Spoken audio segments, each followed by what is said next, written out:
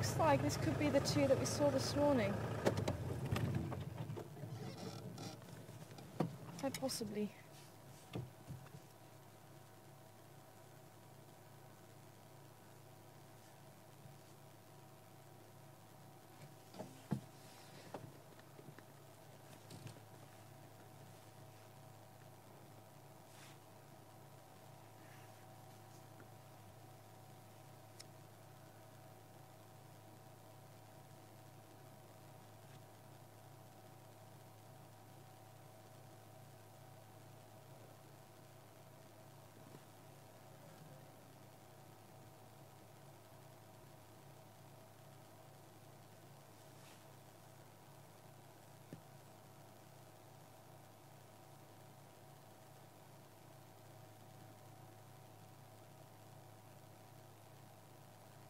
That answers that question. Looks like there were two females, possibly mother and calf.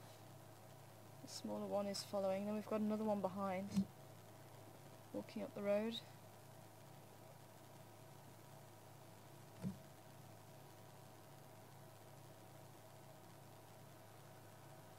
You don't really hear giraffes giving birth to twins. It's not really heard of.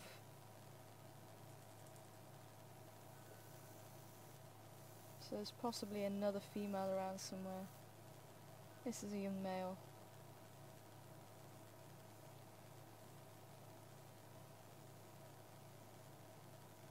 Both probably around the year and a half mark.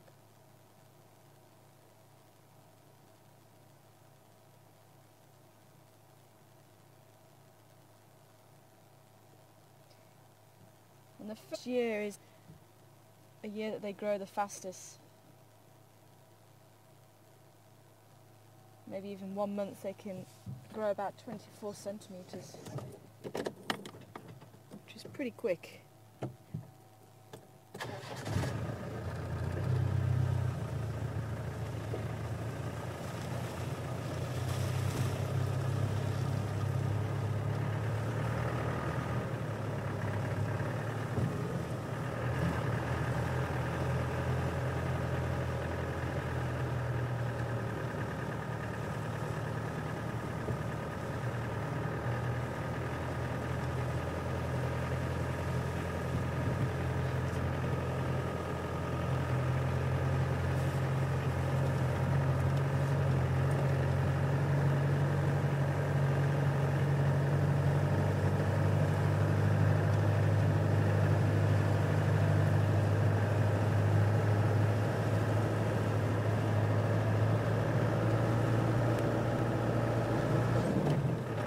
And if there's anybody wanting to ask any questions this afternoon, send it through to questions@wildearthsafari.tv.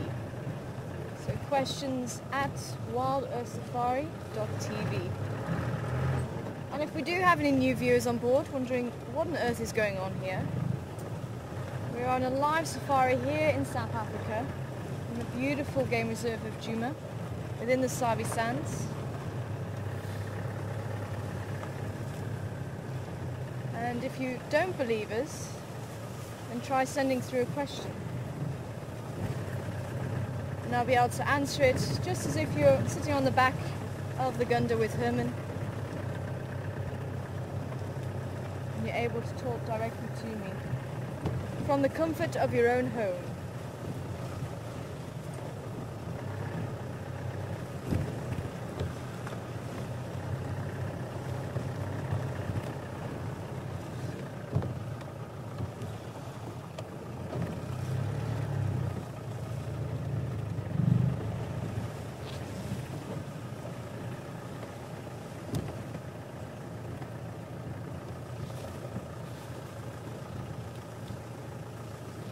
Oh, there's a kingfisher flew off.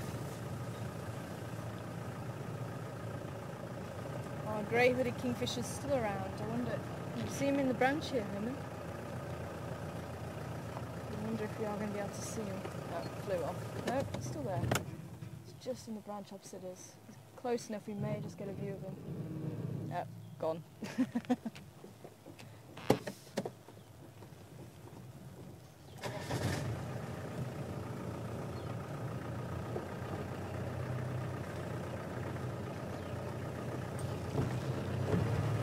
much deeper blue than the woodland kingfisher. There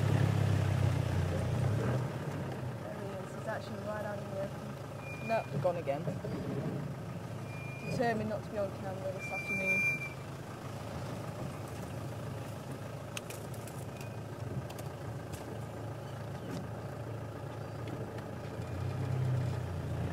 Nope. That is a shame.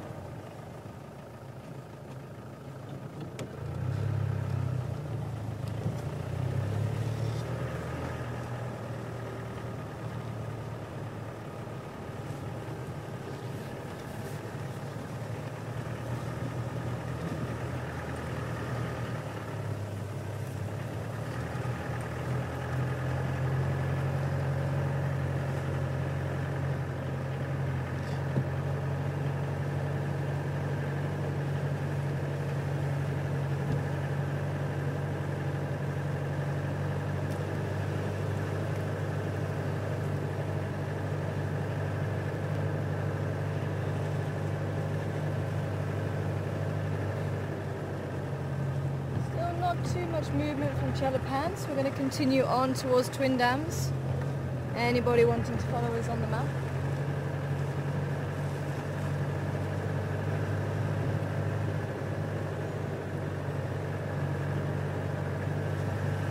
Keep a good lookout for termites. I know a few people are looking or hoping to see termites leaving the termite mound. Getting in the face by a fly.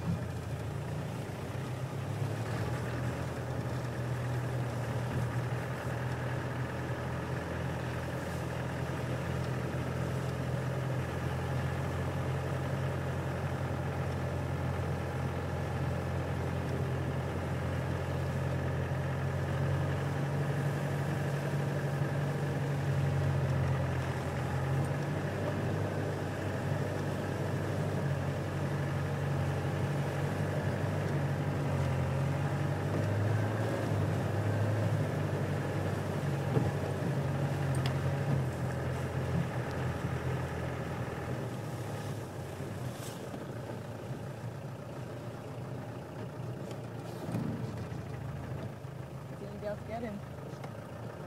Okay, he's a little bit far away, but there is another grey-hooded kingfisher sitting in the tree. A beautiful leadwood by the looks of it.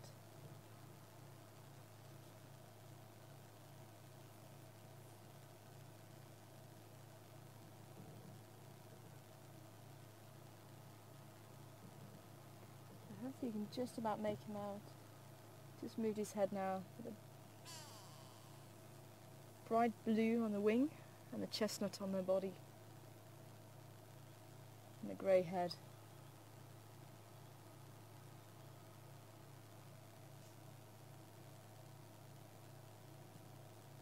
That'd be very helpful if he jumps further out onto the sun or into the sun. But no.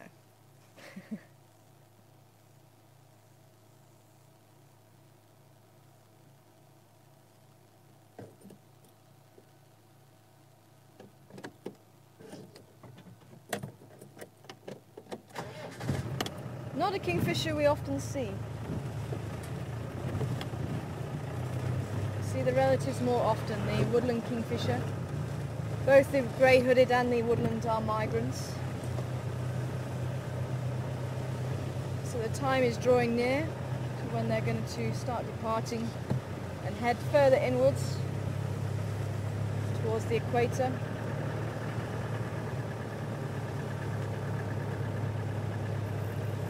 And they'll be back again for next summer.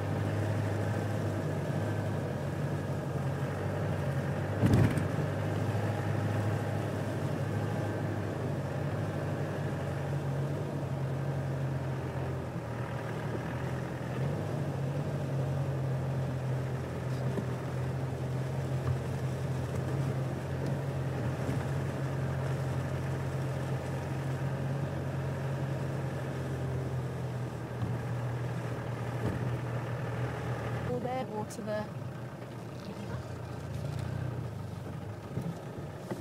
I'm pretty sure there's two crocodiles here.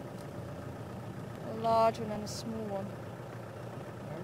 Where are you going, mister? Or missus?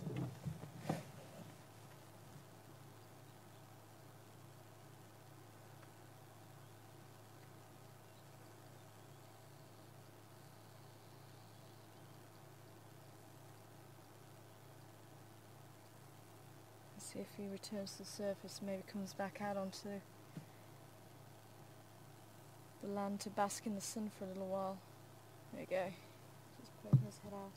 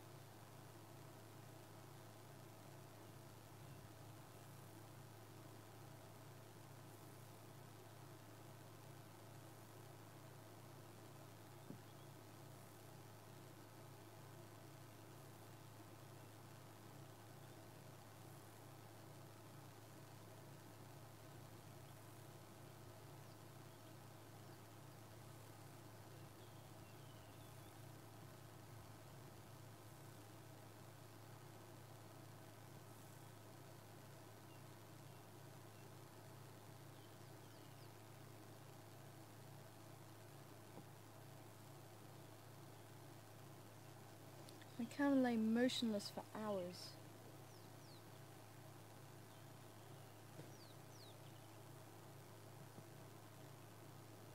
Just waiting in ambush for anything to come down to the water's edge to drink.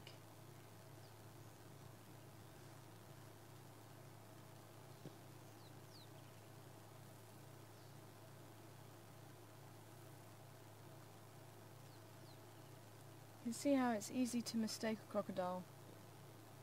This looks like a piece of wood or even a piece of elephant dung.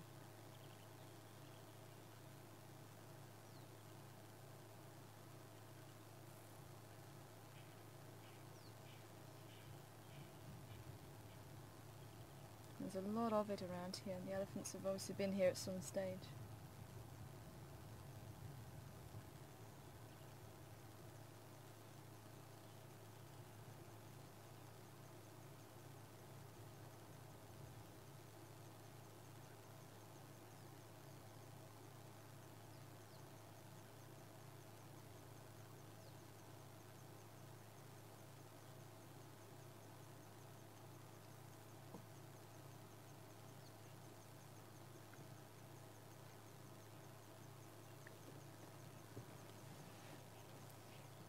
Looks like he's slowly making his way to the bank. See, his whole body's coming out. It'd be quite interesting to see if he does come out. Maybe see him moving. If I can squeeze over this side.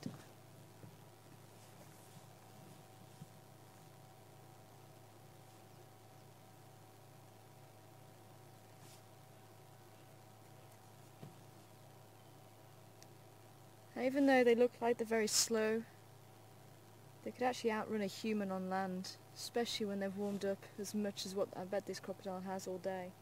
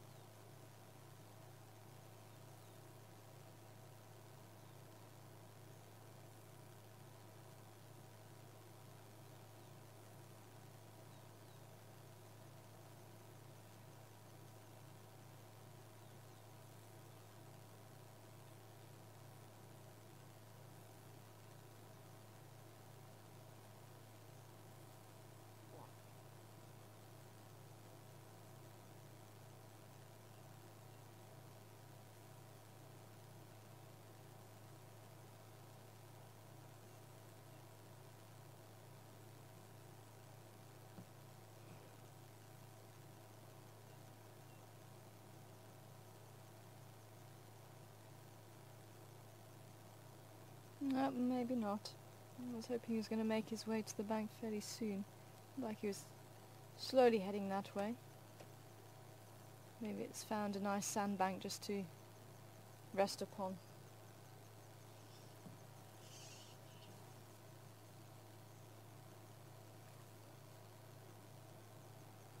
Well, if we have a chance, we'll see if we can swing by a little bit later and maybe catch him out of water again.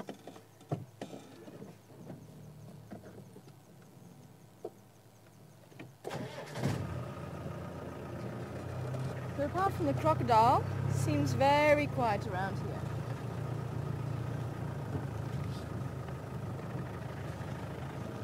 You don't often hear of other animals attacking crocodiles, but occasionally it happens. I have seen some very interesting pictures of a leopard tackling a 3-meter crocodile, so a crocodile roughly about the same length as this one.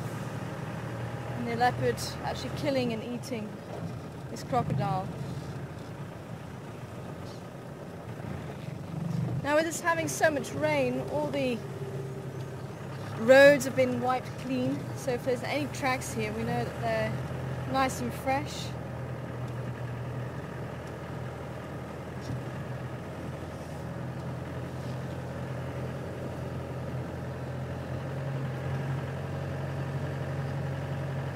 And if there's any tracks that have survived the rain, that have raindrops in them, then at least you know if it was before the rain or during the rain that the animal was moving around.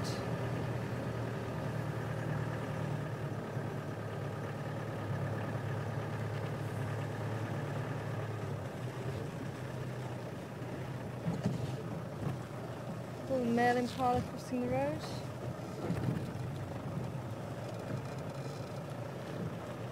As we head on to Gowrie, Maine.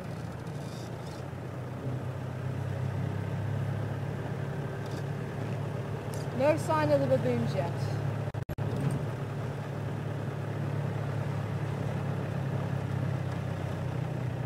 And if anybody does hear any sounds from the Gowrie Dam, if anyone's got the waterhole channel on as well, then I'd definitely appreciate people sending through if they hear monkeys or baboons calling, or even elephants splashing around.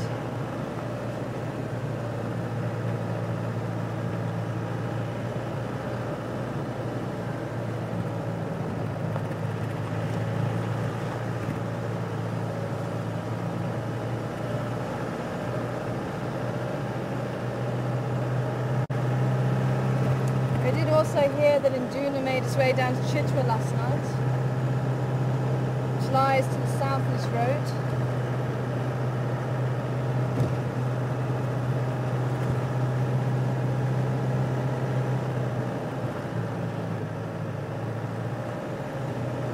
As far as we know, I don't think we've seen Mishu for a little while now. Induna's brother. Karula's son's the second litter. And it looks like a big warthog up ahead. Oh, gone.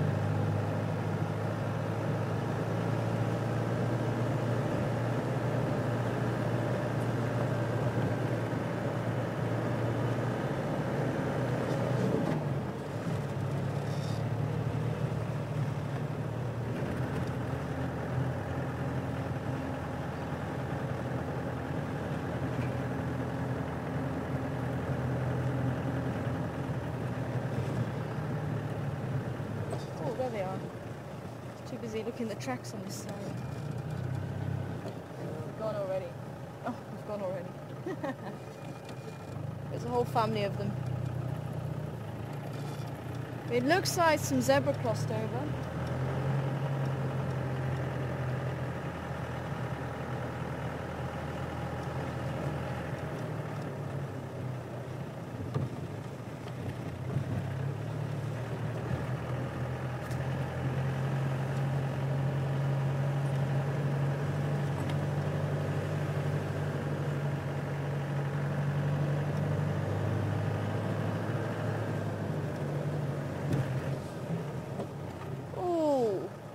Guess what I've just found?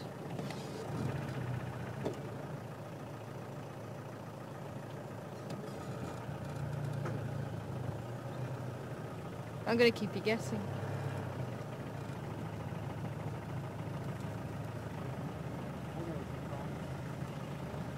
Do you?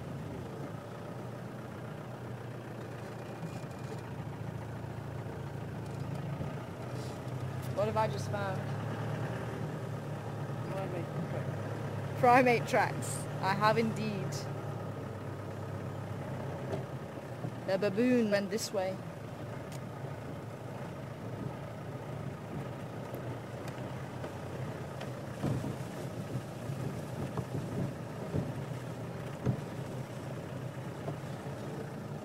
What I'd love to do is try and show you a track, but I don't know how feasible it's going to be. Do you think we can get this one? It's not really going to show up too well.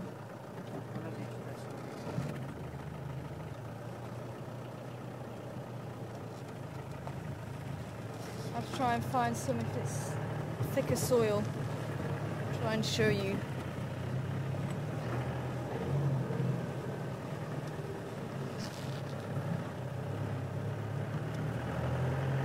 They went off this way. So maybe they're in here finding food. And they might just cross over and use Twin Dam Road, or they may just cross back.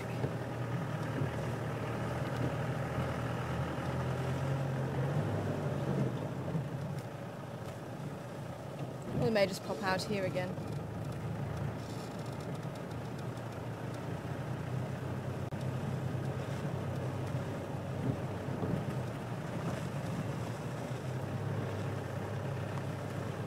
It's funny, whenever they go south, they use one of two roads.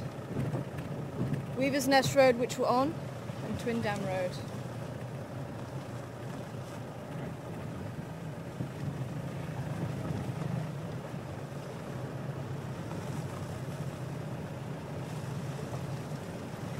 Sometime this morning there's a very light splashing of rain in them, but not too heavy.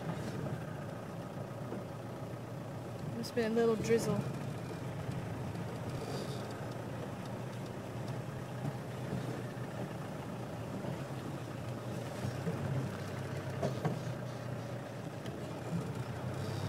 Thought I heard them.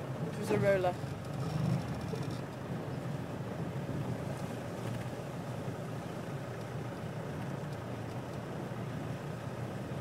There they are.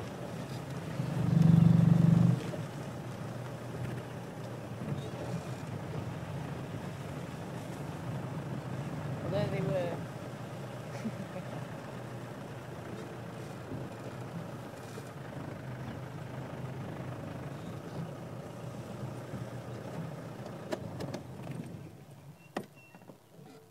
Good afternoon to you guys and girls.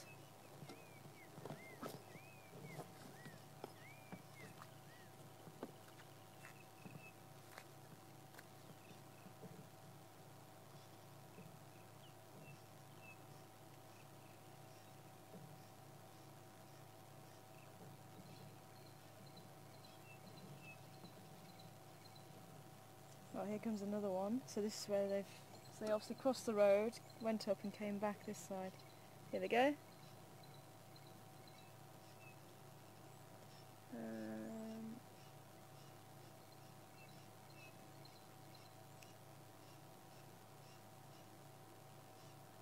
2, 3, 4, 5, 6, 7. That's all the troop there. And the female up ahead on the right, that's little Shirley. Huey, the little male. Evelyn, the little very tiny baboon with her mum, Mrs. Psycho. Gowrie, bringing up the rear. I think it was Albie that was just up ahead. So it looks like Shirley hasn't given birth just yet. I'm going to just let them have a chance just to go through the dip.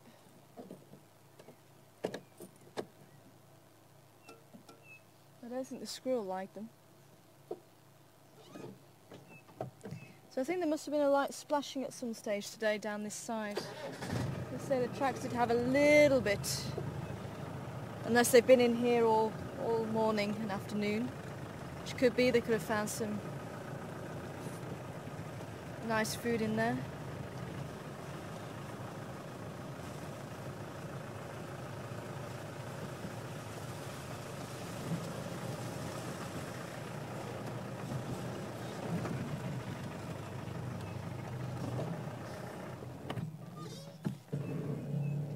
Tank Man, the big male there, that's walking up the hill now.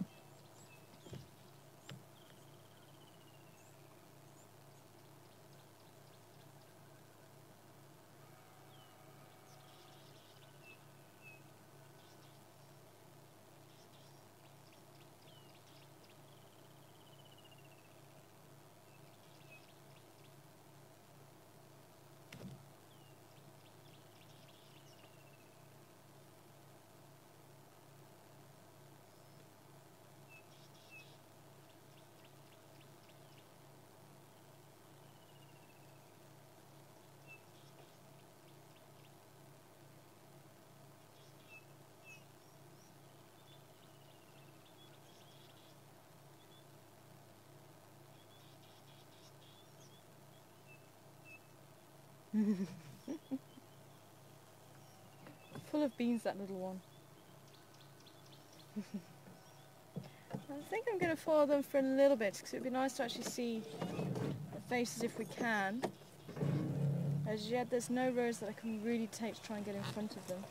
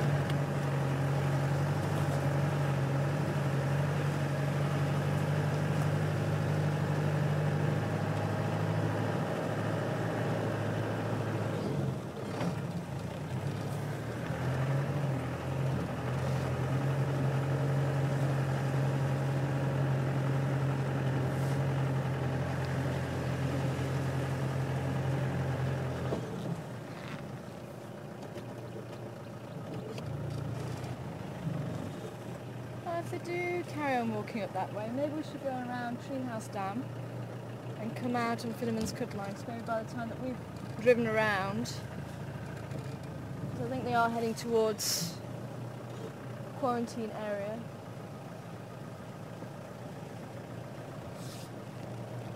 So that might actually be a better plan. Because otherwise we're just going to be seeing rumps and not too much of them.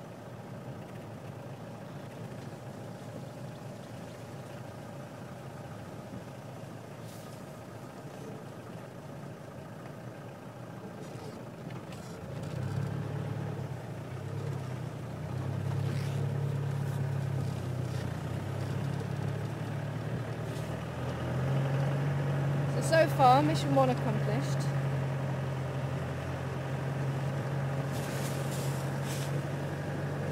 Let's see if we can accomplish the second mission.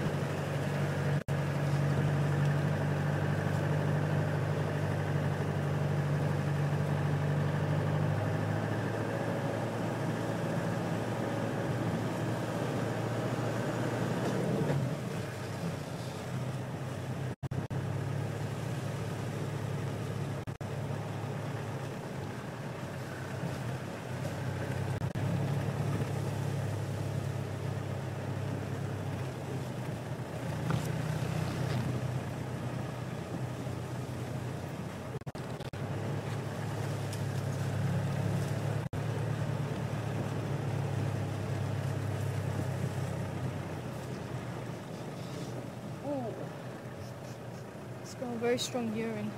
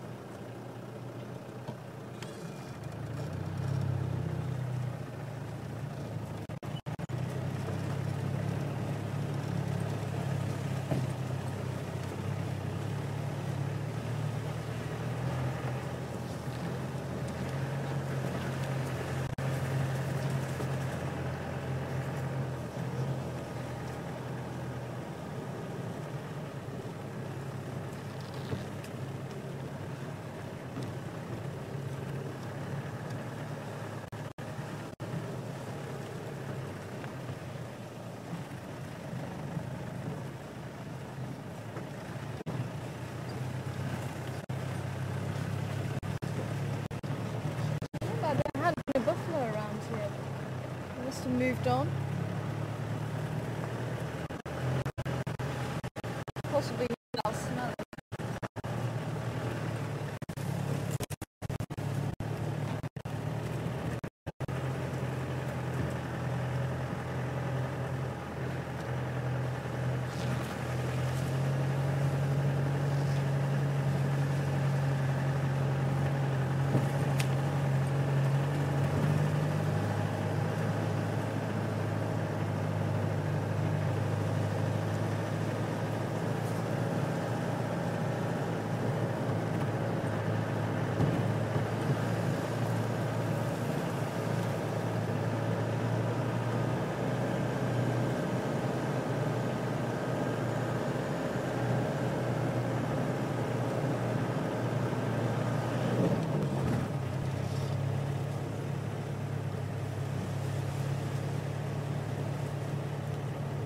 Hi Carol.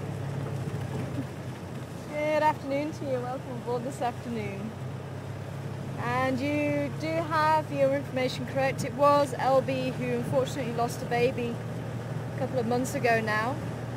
And what's quite astounding is that she's started mating already, which is a little bit unusual. But the gestation period of a baboon is about 7 months. Ooh. Quite a strong web. Didn't even see that one.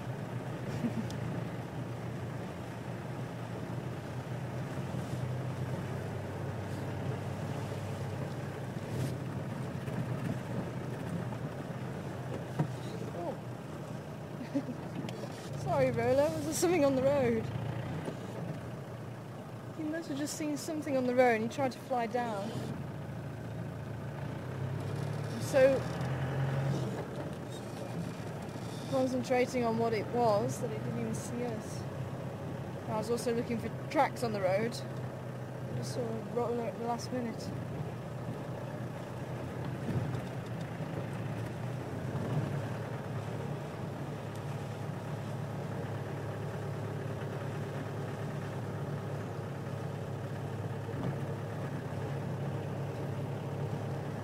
It was quite interesting when I was trying to find that information about how soon after the loss of a baby baboons might mate. There wasn't really too much information, but they did say after a female's given birth, then they can come into estrus maybe 5 or 6 months later.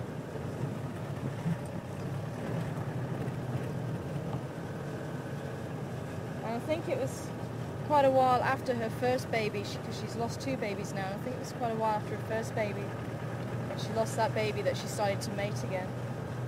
And I know from chatting to Graham, he says that she seems to have got over this baby quicker than her first baby.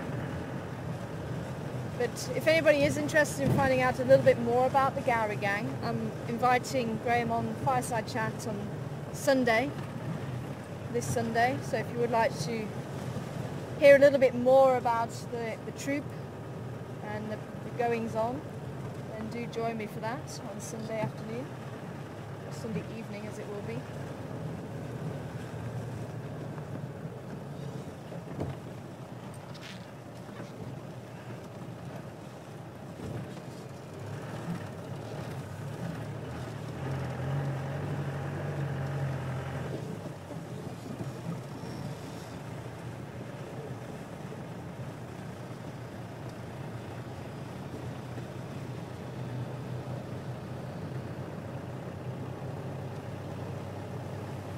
Where I probably find that baboons have been more clever than humans. And they've gone down panels down the road or cut through the bush now.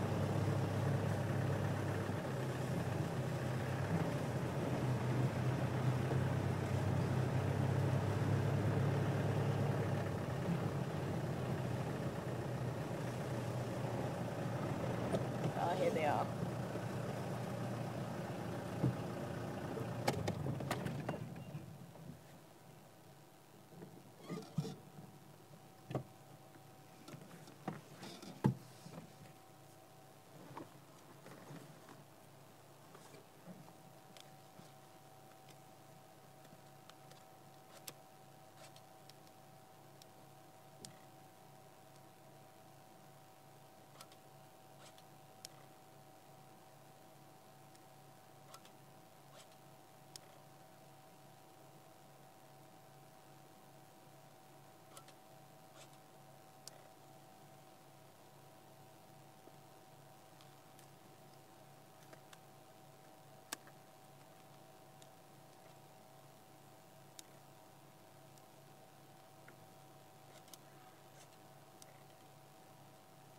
There's a little Huey.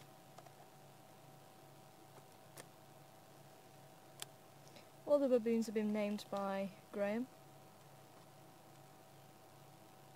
And Mrs. Psycho with Evelyn on her back, riding jockey style as they normally do at that age.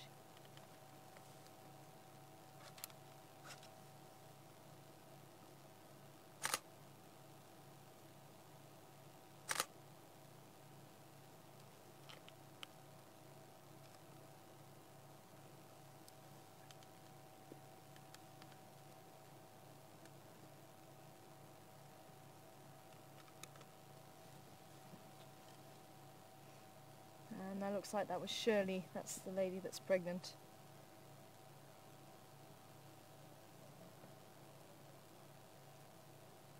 I'm thinking they may just walk... Oh, there we go. So they might just walk past us down through here.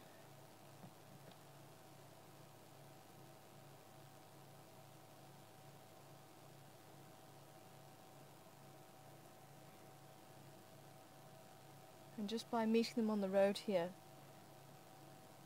rather than following them up behind, it's them coming to us rather than us going to them. So it's on their terms if they want to come close to us or not.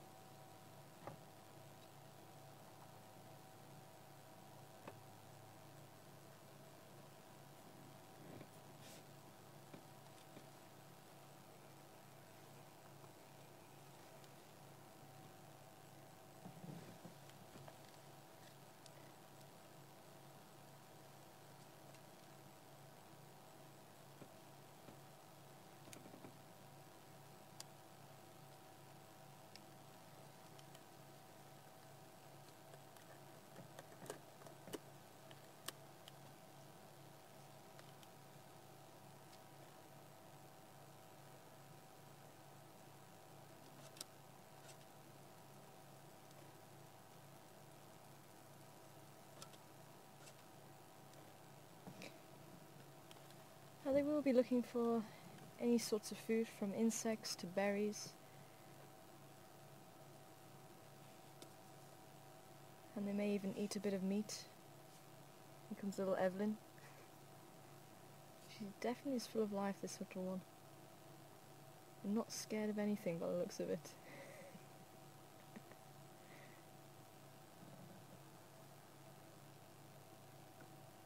Nope.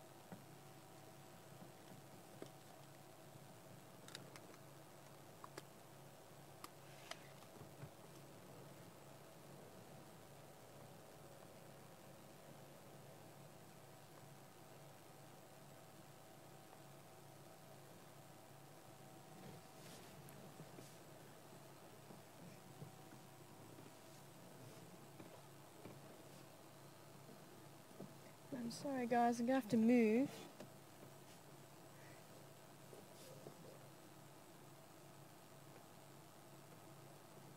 I'm hoping we're not going to disturb the baboons too much.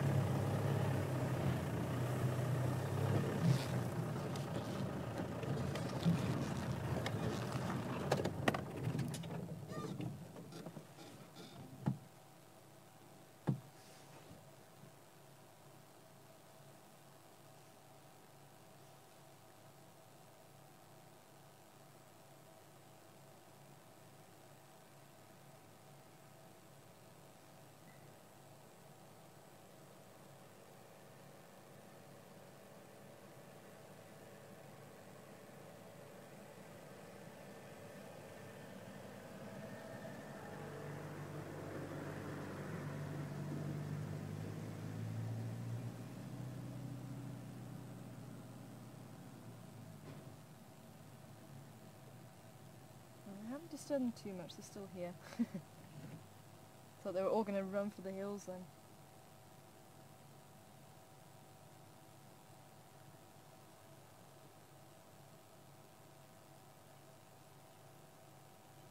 Now when a female is ready to mate, let's see her rump starting to swell up. It looks quite painful, but that's a sign to the male baboons that they are ready to mate.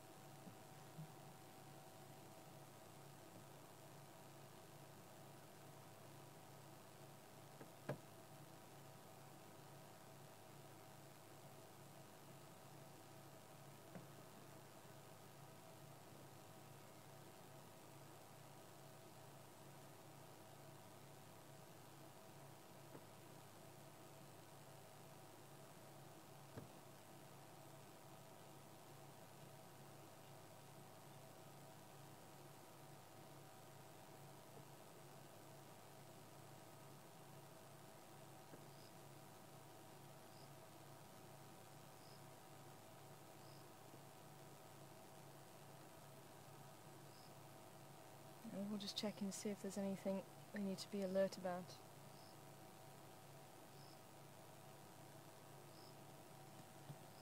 Just standing on the back legs just gives them that extra height advantage.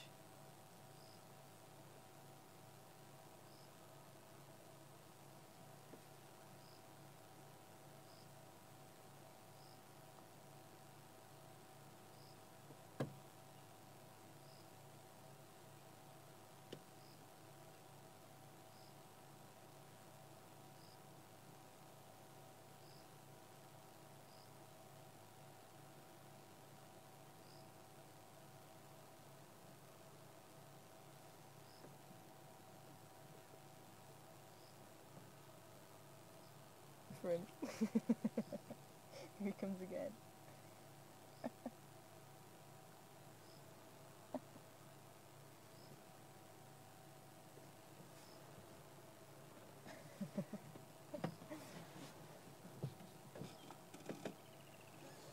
don't know if you're about to, everyone's just coming around.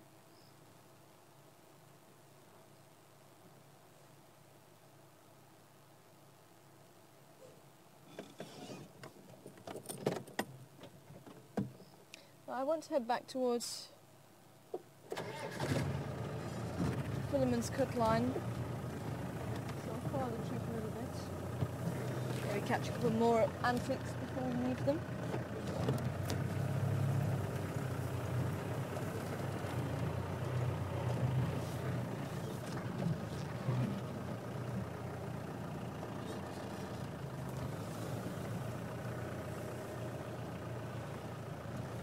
You can see every so often the big male tank man climbs a tree, obviously just having a good look out. You often find baboons sitting on top of termite mounds to do the same thing, just having a slight elevated position, just to give them a bit of an advantage. Ooh.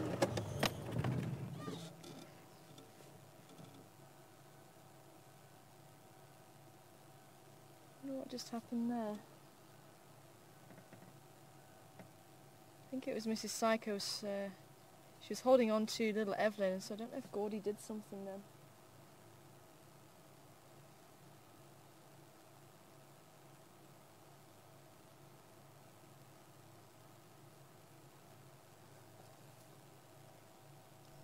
Graham, come in.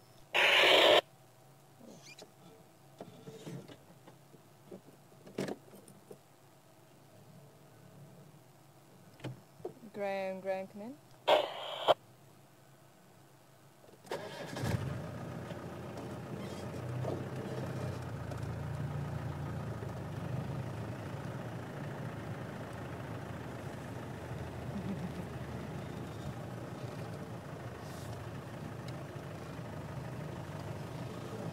All I could hear is a bike.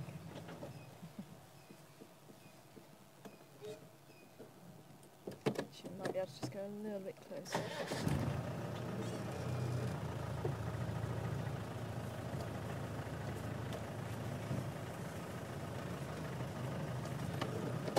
is Graham. I know he's been wanting to catch up with the troop.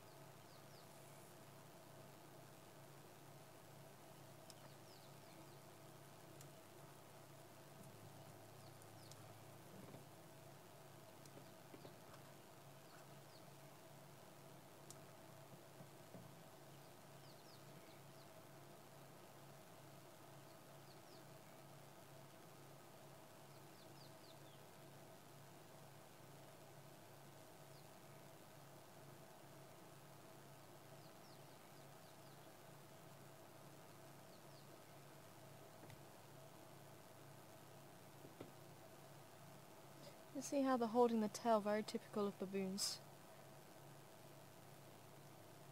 It's not held outright like monkeys when they're walking along the ground. Got a little kink in the tail.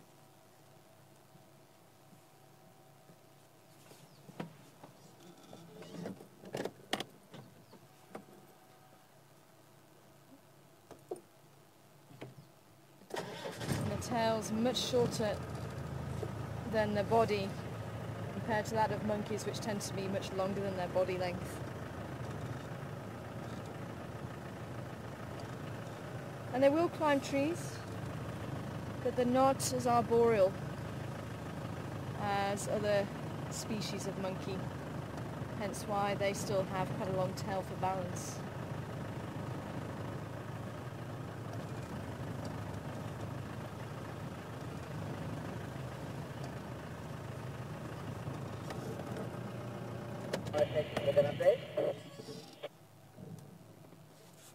Good afternoon, Ephraim. So far I've only had some Dlamiti on Twin Dam Road, close to Chelapan.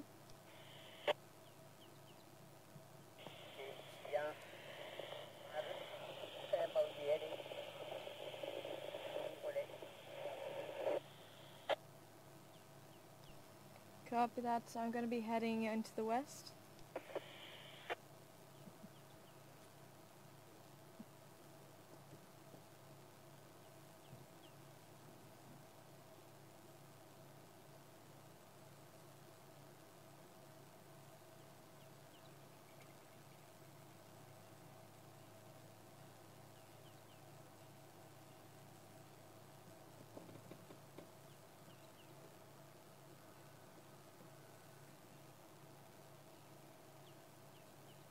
Now Graham has been with this troop nearing 7 years now, possibly even longer.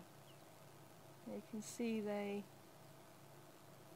very relaxed around him. He's able to get very close on foot. Now if I was to try and do that, we'd have baboons running out the way and screaming. But he has been accepted as part of the troop. He's the lowest ranking member. That's how he's able to get so close to them, but again he allows them to come to him. And they have been pretty close to grooming him at one stage, and I think Huey was close to him the other day, he was telling me. And it looks like they're nearing Philemon's cut line, which is where we might just leave them.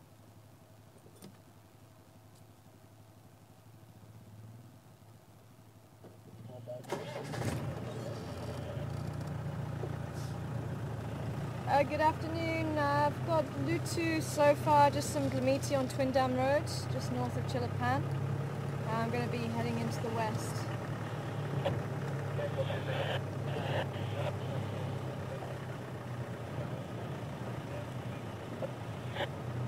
Copy that. Yeah, I'm going to be doing Zoe's Road and check out Impala Plains too.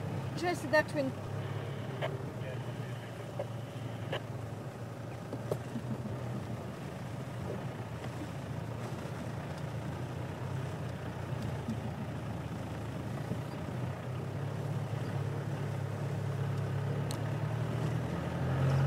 I'm very glad we were able to catch up with the troop. At least we put that one to bed, so to speak. She hasn't had a baby just yet. So you have to stay tuned and see if we can find them in the next couple of days.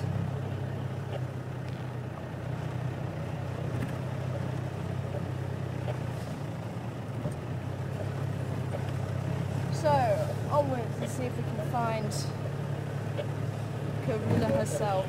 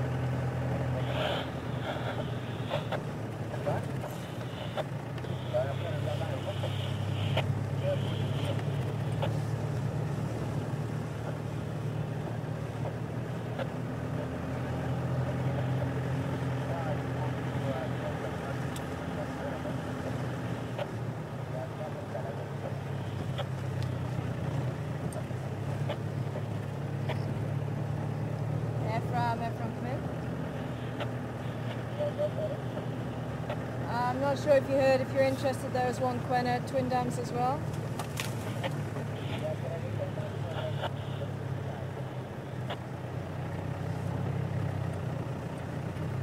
Sorry, confirm, what about this one, Carl?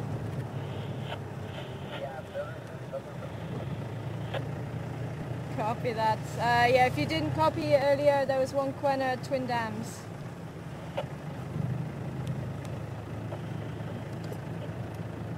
It sounds like there's some cheetah over on the northern side towards Gallego camp itself.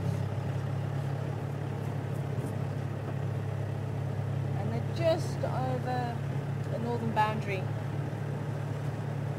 So I'll keep my ear to the ground. Maybe they'll make their way over the boundary at some stage. Maybe even Mark might have some luck tomorrow with them crossing over the boundary.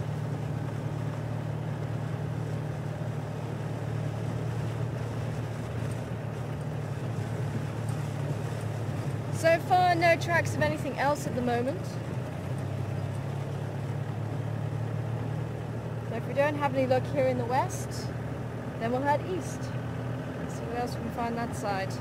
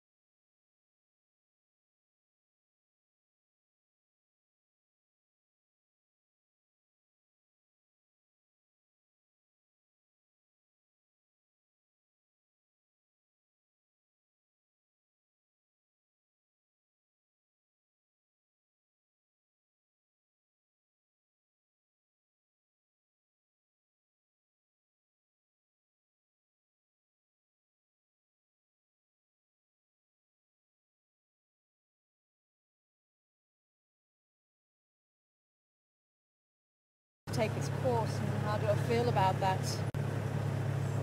Have I really put any thought into that side of things? And I think from a very early age I watched documentaries, and I don't know why, but for some reason it just clicked inside of me what nature was about. And unfortunately sometimes for animals to survive, other animals have to die. So I think from a very early age I've kind of accepted that. Ooh. European roller in the sky. In the sky, in the tree.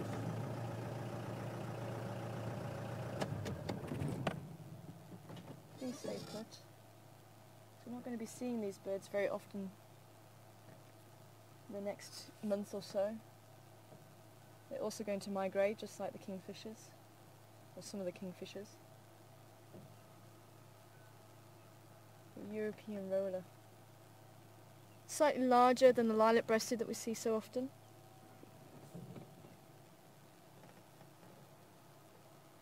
And you can see turquoise blue all over the breast. I don't know. The rain has brought out all this ant activity. I've got so many ants on the vehicle, on the tyres. Unfortunately, I hope they do move out of the way.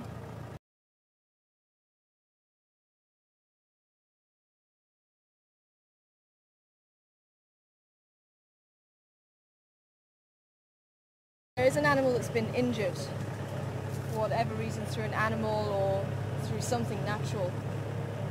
That is the survival of the fittest. If that animal can survive with that injury and continue on and breed, then there's something that makes the animal special.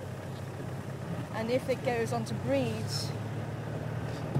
and is able to pass on that genetic information to the offspring, then maybe that offspring actually has the key to the survival. And if you believe in evolution, which I know some people don't, and that depends on what you believe, but if you do believe in evolution, that's how animals may have evolved. So some animals, for some reason, fitting the niche in that particular area, whether it be they're slightly better at competing for food, or slightly better at keeping themselves warm or cooler, depending on what the circumstances are. Oh, sorry, little roller. Are we able to get the lilac-breasted this time? Just in case there's people that haven't seen the lilac-breasted. We just saw the European with the light blue breast, and this is the lilac-breasted roller.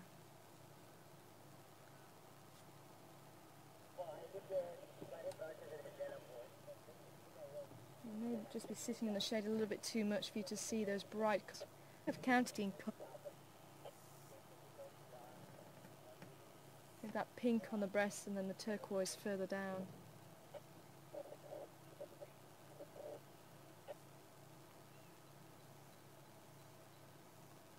And we did see the purple roller the other day, so we do have 3 species of roller here, this time of year at least.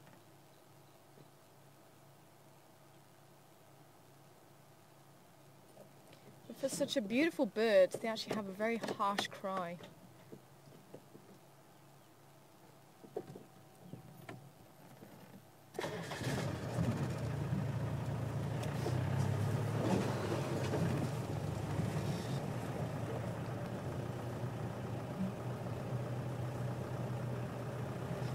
And as I say, it can be very difficult when you see things.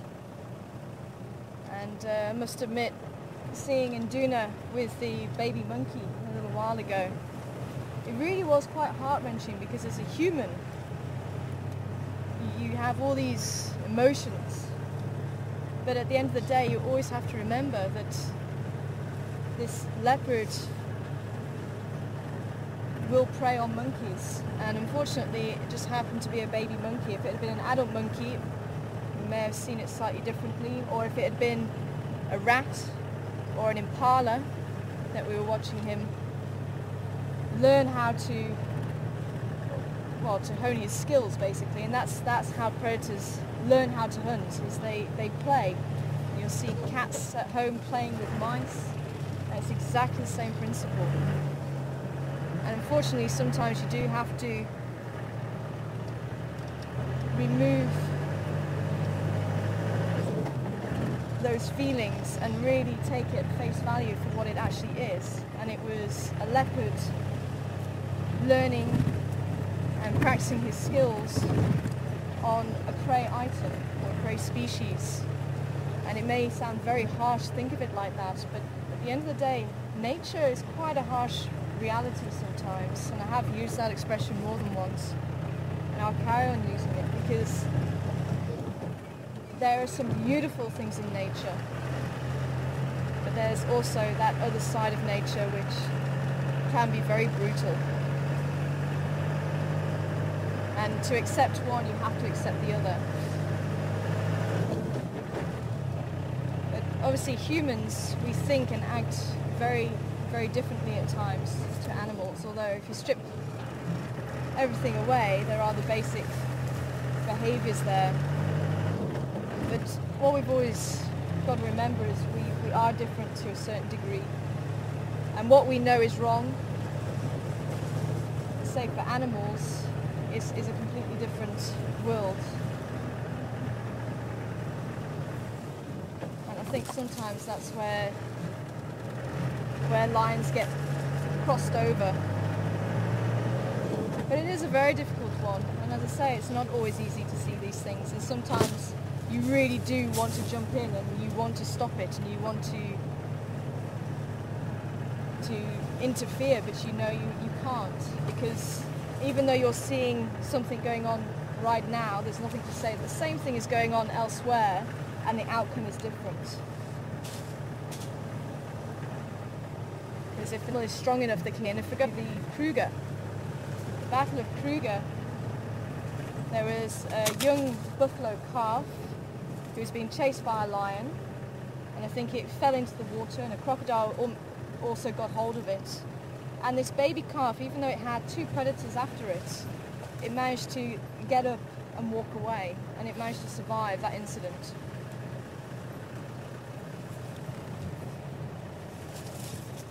So animals are very resilient, and they are able to overcome a lot, including some injuries. And if they don't, then it means that they may be taken down or taken out by a predator, and it means that maybe a healthy animal doesn't have to fall victim to one of the predators. So it all works itself out, it all balances itself out eventually. But as I say, as a human, it can be very difficult, very, very difficult.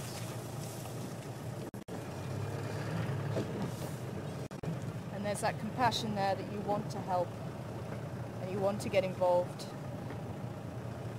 but it's seeing the bigger picture, it's trying to understand what nature is about. We are on Impala Plains, and this seems to be a favourite hunting ground of Karula at the moment.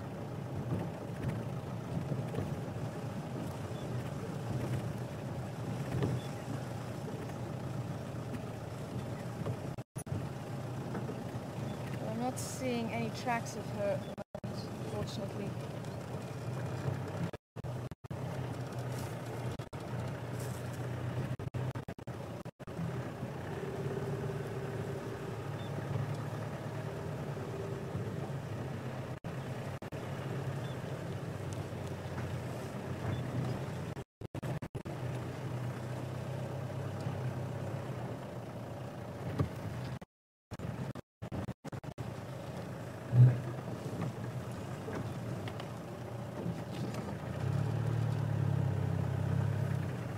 Okay, well, let's continue further up Zoe's Road.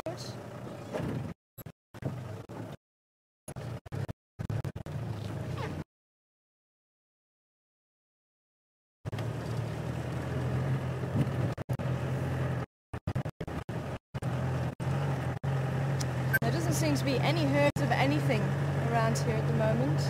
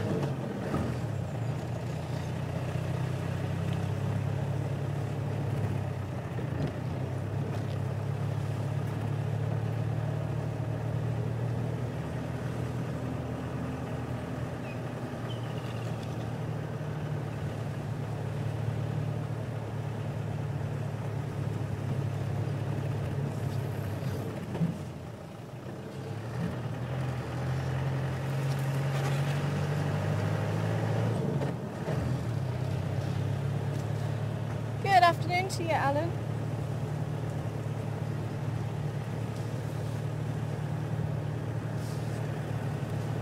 And welcome on board this afternoon. Good to hear from you. And you'd like to know what's the most difficult insect to deal with. And I think you are right. I think it is the mosquitoes.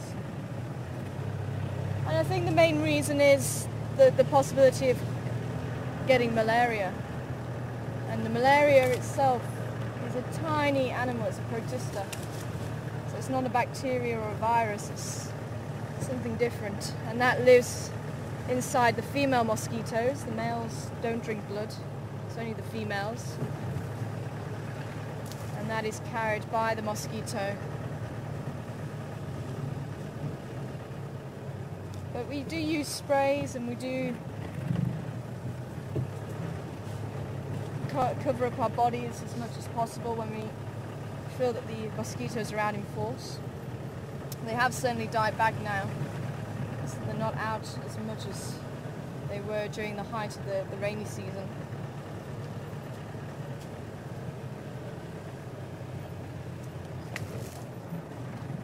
But other insects, I mean, during the height of the season, the rainy season, you can get a lot of insects, and I think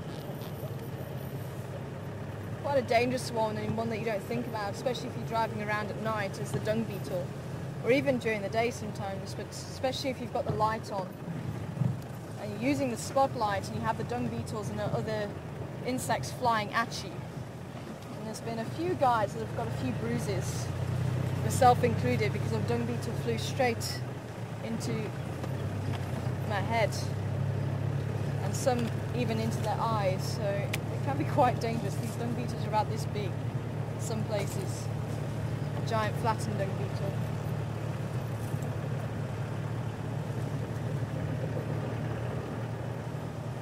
But I think the most annoying one is the mosquito.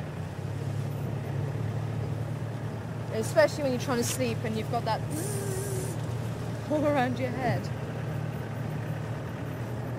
But that noise is actually to attract species, and each mosquito has a slightly different pitch, especially where you get several mosquitoes living in the same area, so they have a slightly different pitch of a buzz to attract the right mate.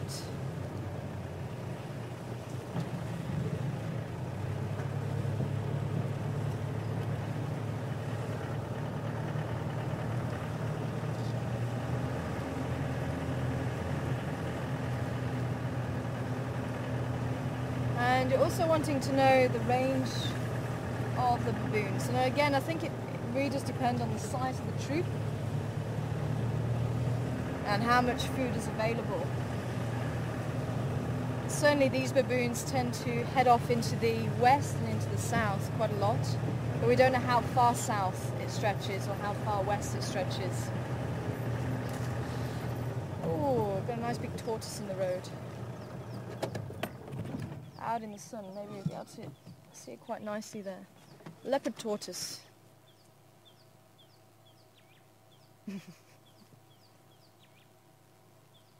Suddenly realise there's something there.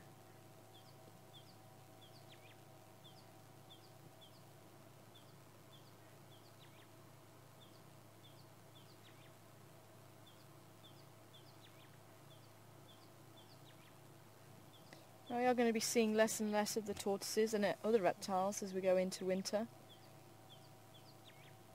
We may find somewhere to shelter for the dry months.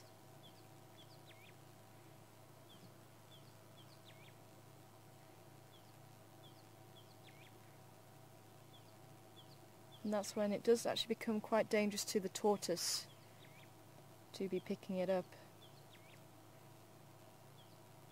because they do have what we call a bursa sac, and that stores moisture, and the females can use it to soften the soil so she can lay eggs.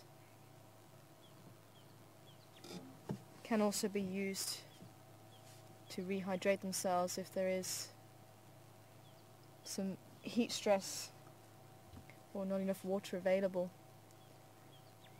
And this can also be used as a deterrent from predators, so if they are picked up, they'll release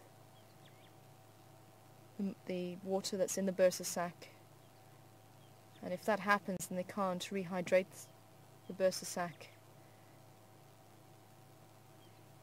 and it can be quite problematic for them.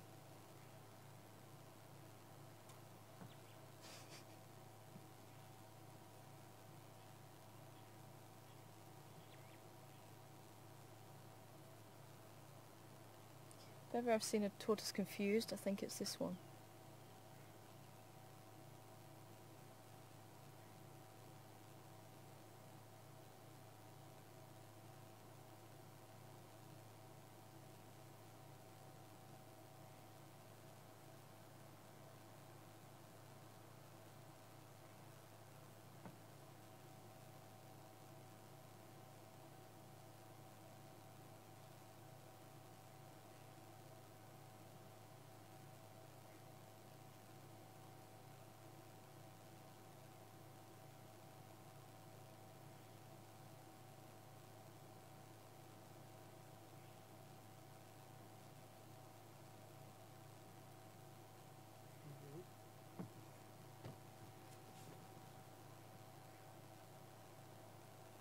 See even from here how well the shell markings help to camouflage it in amongst the vegetation.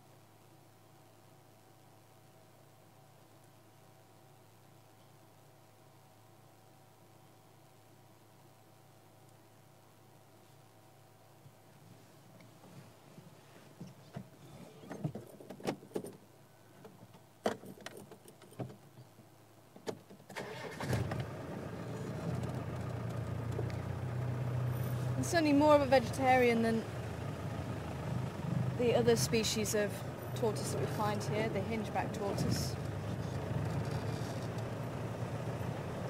Tends to eat the succulent plants. We also eat bone, just like the giraffe, to gain calcium. They eat some fungus too. Whereas the hingeback tortoise will also eat plant material, but it will also supplement the diet with millipedes and snails. So it's more of an omnivore.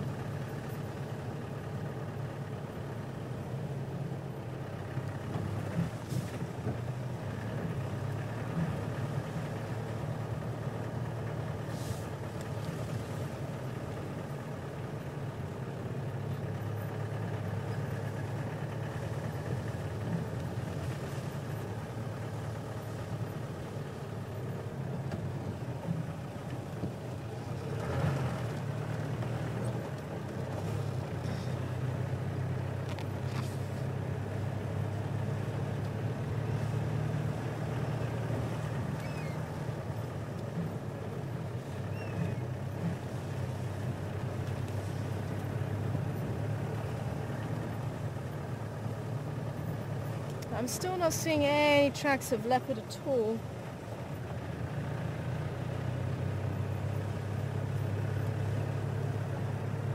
Another vehicle was trying Voyatella access.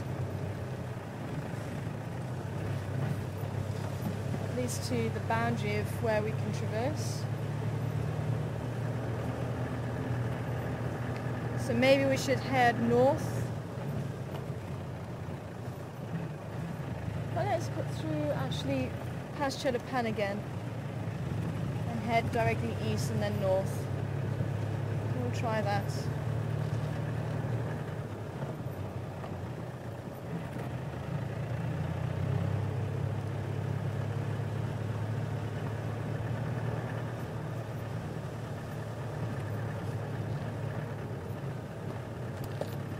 I'll keep my ear to the radio just in case anybody sees anything of Karula.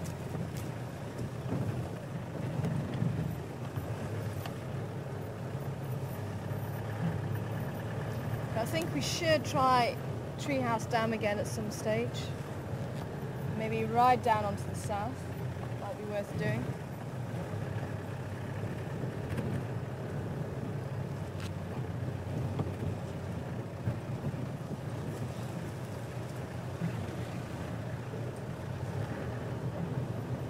But no other tracks, nothing of leopard, rhino, elephant, at the one track of buffalo.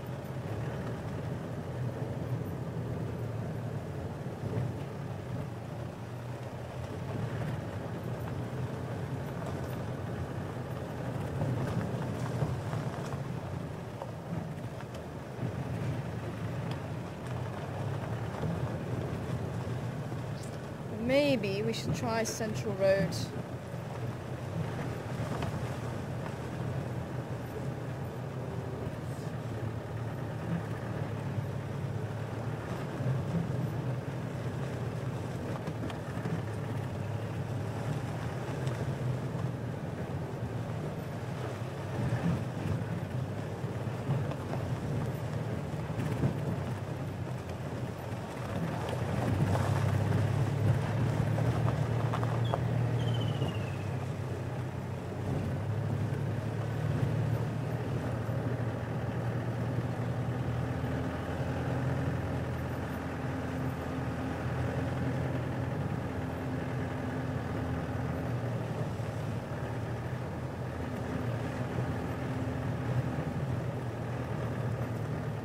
Try this side of quarantine open area, see if there's any animals outside.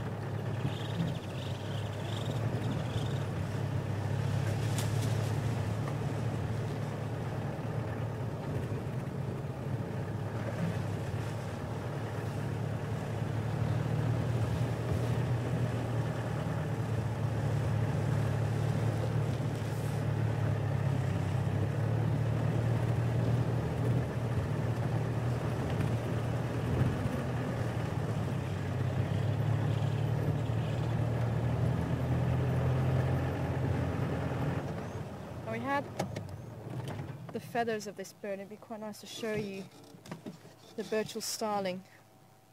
And he was standing in the sunlight, but it's just going to the shade now. It seems we did have the feather the other day. Has he gone too far now?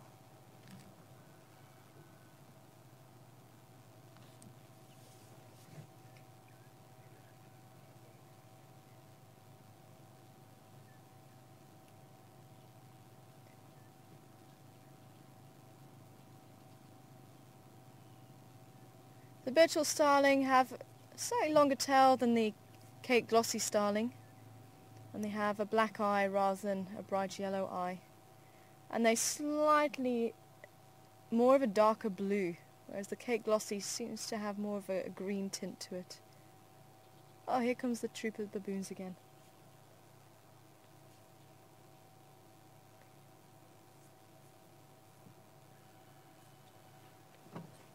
Unfortunately, he's gone right into the shade now. It'd be nice to have shown his feathers and all of its glory. Looks like the troop are heading Yeah, it looks like they're heading towards us. I thought they may have started heading down towards Gowrie Dam, but not. And if ever you wondered how Graham gets those beautiful close-up shots of the baboons, this is how he does it.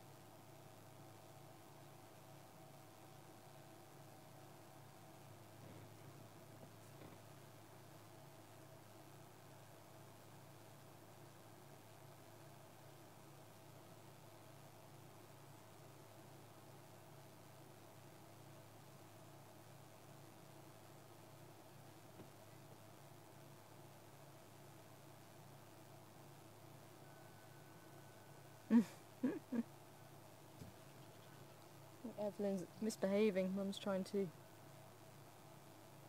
get her to cling onto her back, and she's not having any of it.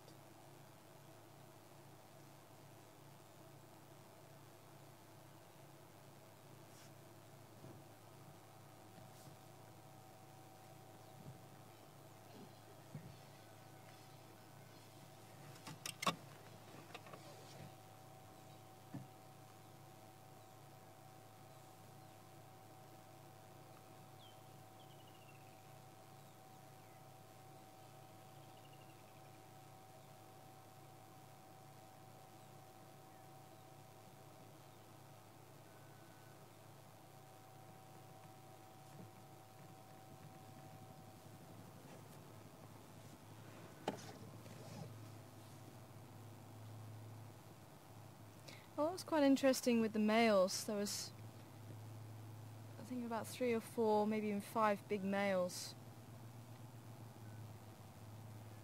And for some reason the larger male did actually leave and left Tangman. He's still a pretty big male, but he wasn't as big as Barry. And I think Graham was quite intrigued the fact that Barry did leave.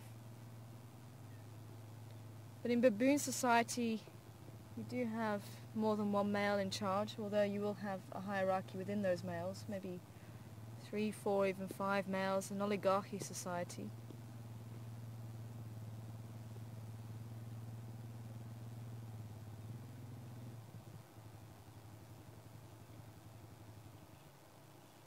And this is the female that's pregnant, just walking past us now. And she's looking quite big. Oh. Oh, we've got Mrs. Psycho in the frame there.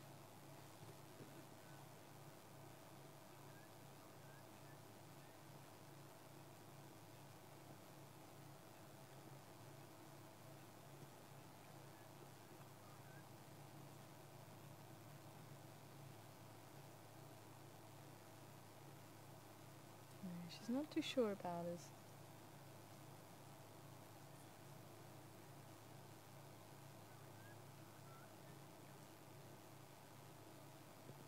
And little Elby at the end.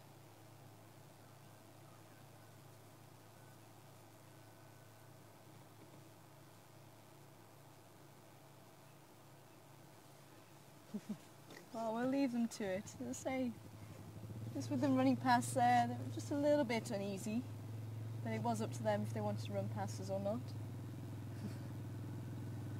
Good afternoon. How are you doing? Yeah, very well, thank you. Scary, my baboons. I know. They weren't too sure then, were they? It's funny because they actually came right close to us. So. just a bit earlier. I was trying to call you actually to tell you they were there. I know, I had my you. radio on and then I heard it, I saw your tracks go down there, so I thought, okay, either you're looking for a leopard or you're keeping my monkeys from there. Yeah, that's it. So, see, she hasn't had the baby just yet then. It's going to be soon. Yeah, I think so, hey. Keep her fingers crossed. I can't wait. Where are you off to now? We've been trying in the west, see if Karula's about. No tracks so far. They look nervous coming through the donga. Is it? I'll have I a don't little know look if the through water there. upset them, but because they all had a conference. Oh, okay. I'll So have I another don't know. look then. But if I hear anything, I'll let you know. Oh, that'd be awesome, thank you. Still on for Sunday? For sure. Awesome. See you then. Ciao.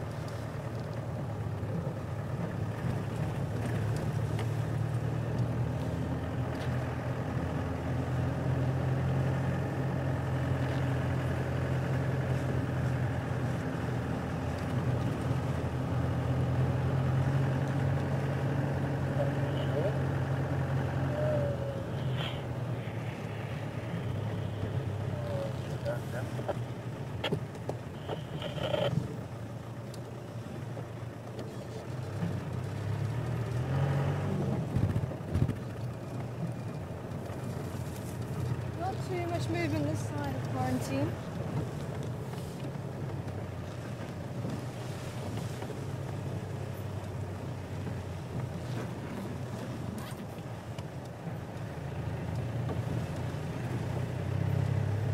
Hi Tracy, interesting question there. Good afternoon to you. And I want to know after rains that are more elusive than others. I think probably the herd animals seem to come out first onto the grazing areas. From what I've seen.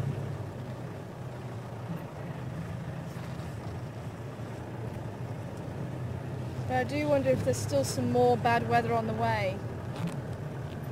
Sometimes you just see an explosion of animals after the rain and sometimes you don't.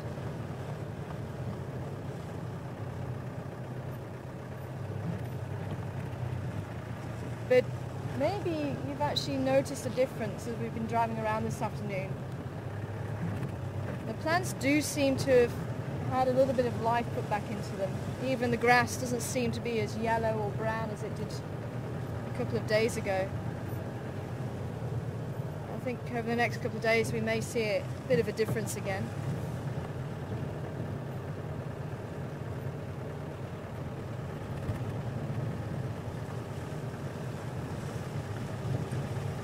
I can't really think of any animal that really sticks out that just stays elusive or is more prominent. I'd say the only thing that I can really think of are things like the antelope. Maybe giraffe. Just trying to think back to the Waterberg as well. I think giraffe we used to see after the heavy rains.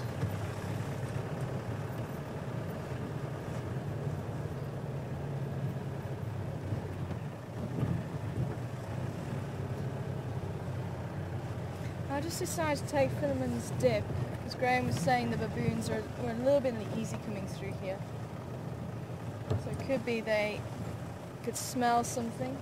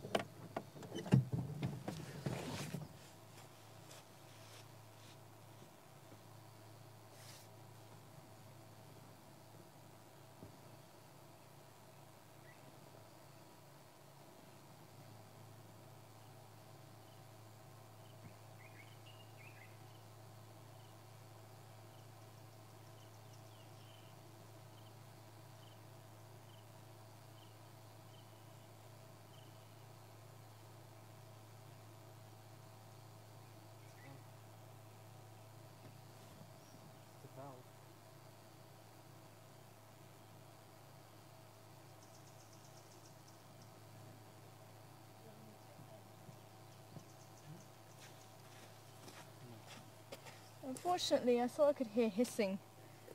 I just had to go and check it out, and it is actually the tyre on the left, and it sounds like the valve has gone on it.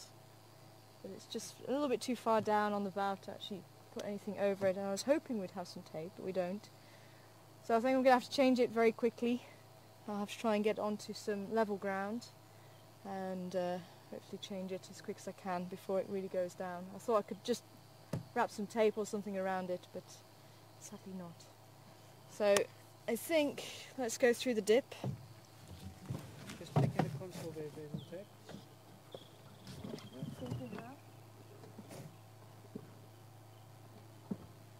Nope. No tape. If you go home and get tape, it's probably going to be quicker than changing a tyre.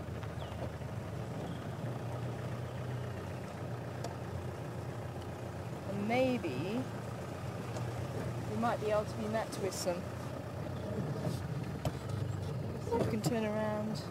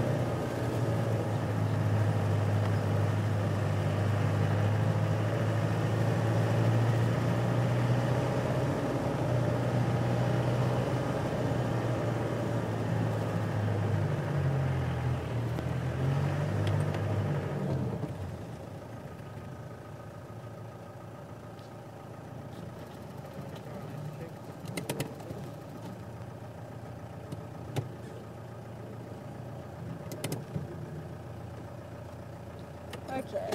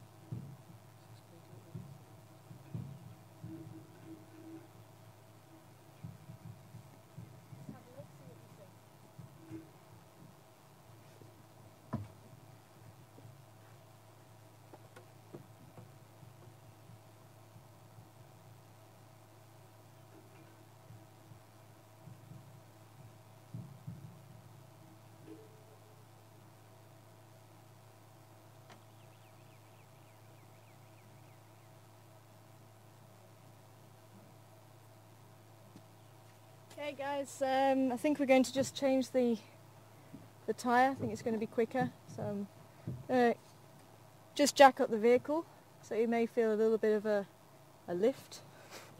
Hopefully it won't be too long.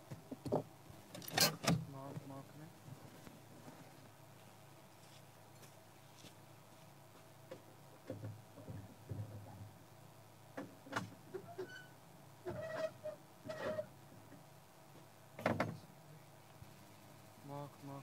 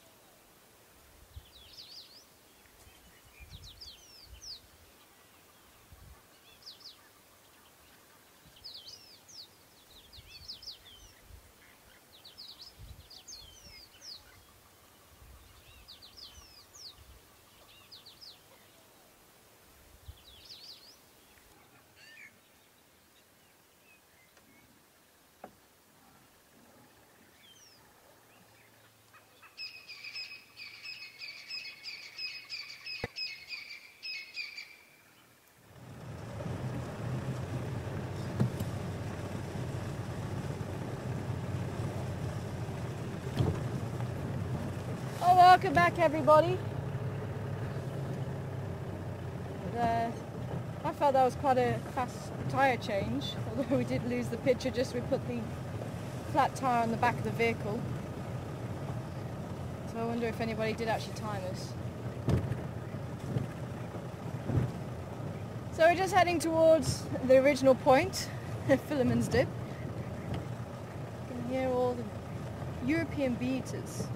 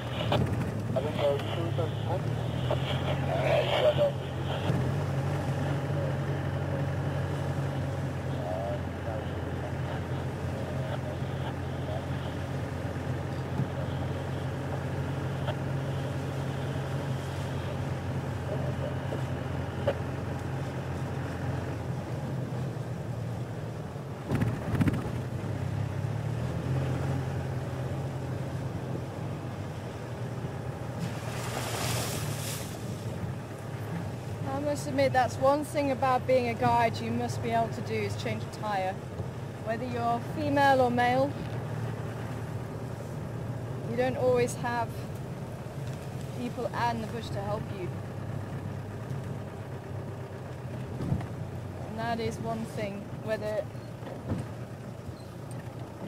well, what age you are or what sex you are, you need to be able to change the tyre on your vehicle. And it was quite funny, I've had a couple of instances where I've had to change a tyre. And I always remember one particular one. And I had 4 people on board. And it was 3 women and 1 guy. And I started just changing the tyre and getting all the equipment off.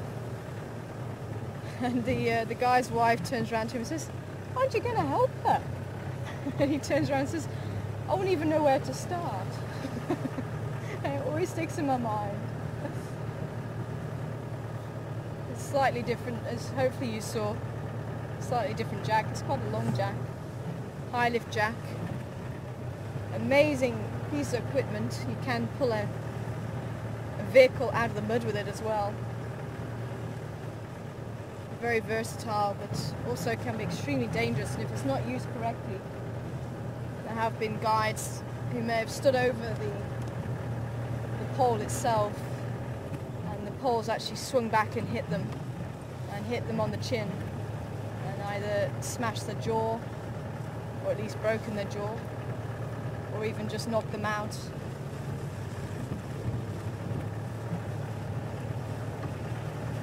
very useful, but as long as you use it correctly.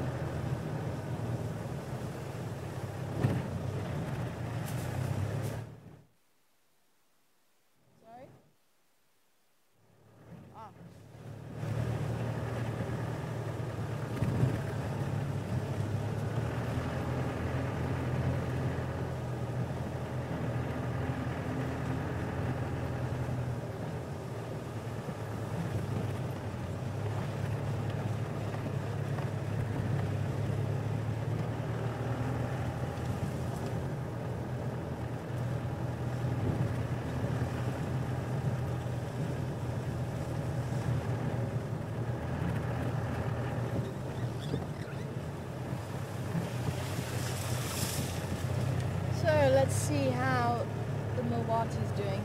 I don't think there would be enough rain for it to start flowing, but you never know.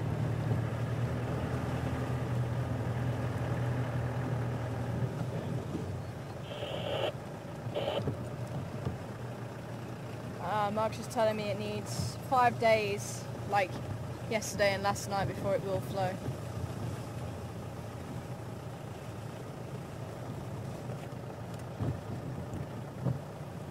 Lots of antelope tracks around here.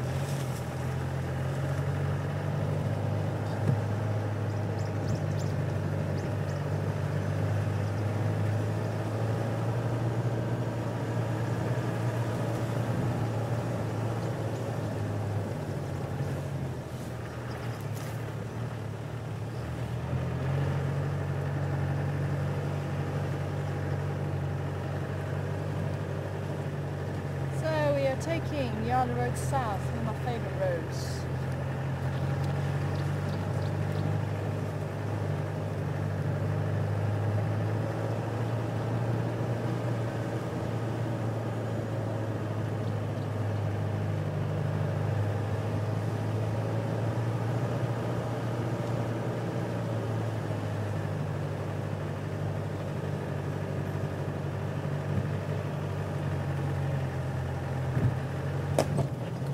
Buffalo.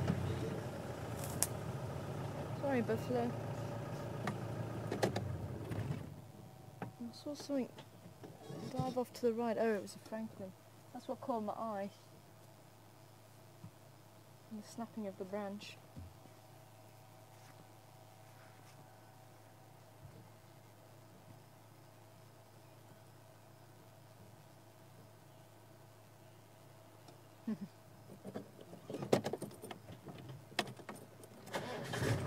Smelling very strongly now.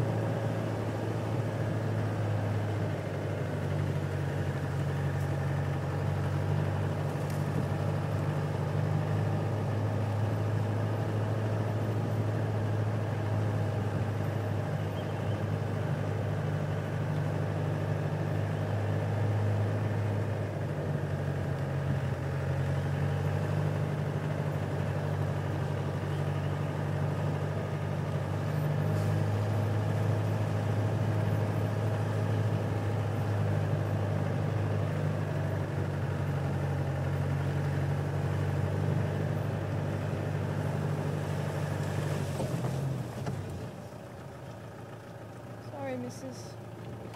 Golden Orb-Web Spider spanning right across the road.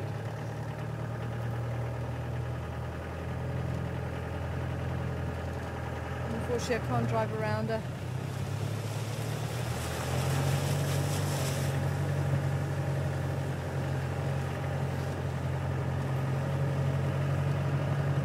Oh, we have a vulture sitting in the tree there.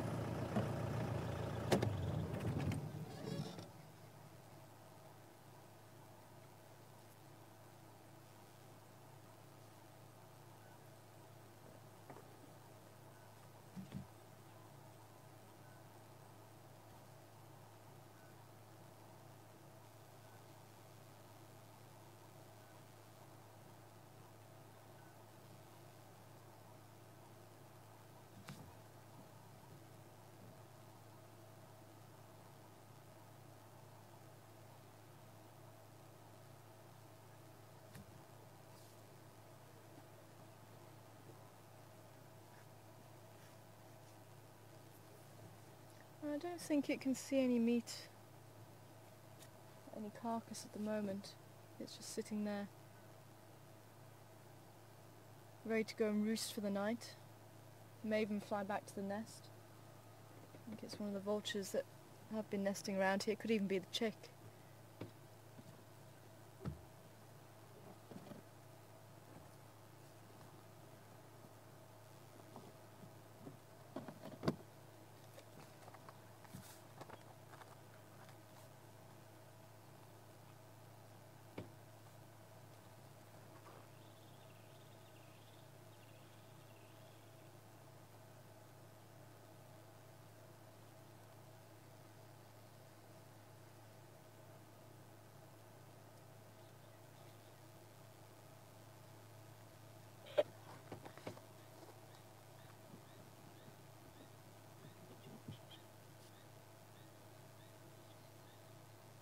Doesn't look like there's any other vultures around either, which also indicates it's possibly just sitting there just to go and roost.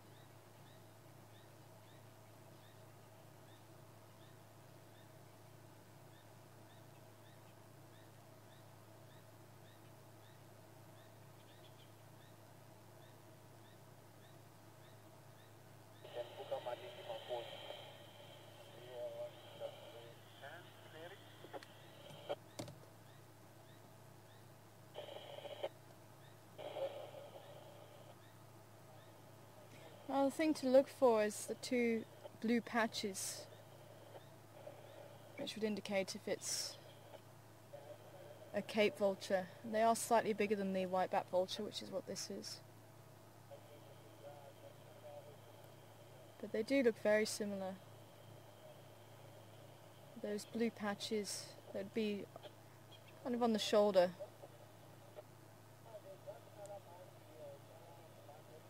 Of what you can look for.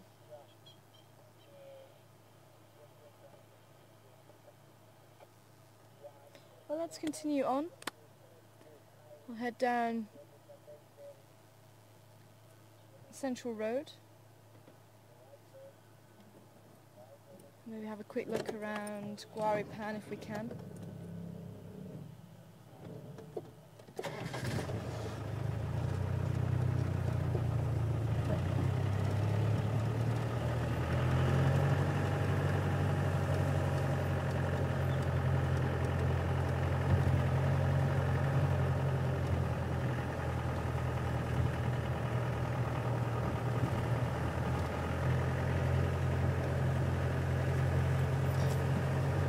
It's quite normal to see the vultures first thing in the morning using thermals to climb to high altitudes, where they'll then go off and search for carrion, and they can search for many, many kilometers.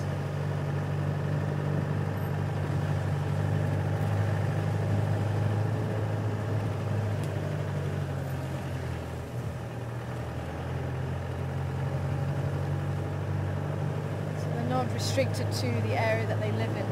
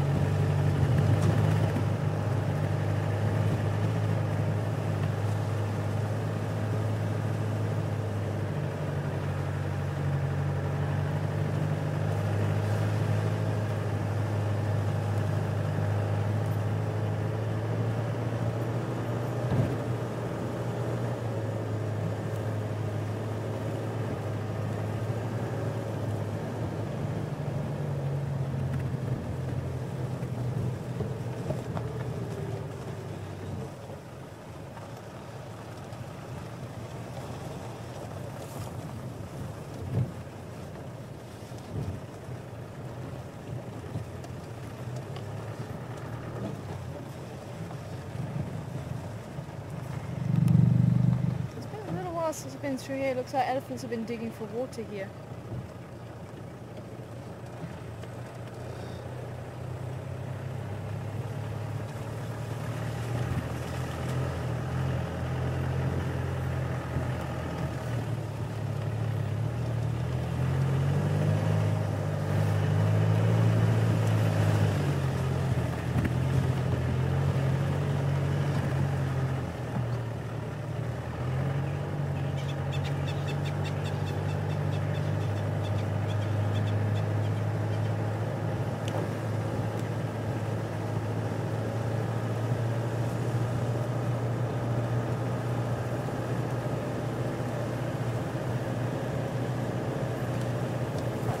sun is starting to sink, so I think the chance of seeing the crocodile again is probably limited. So I'll have to say that for another day.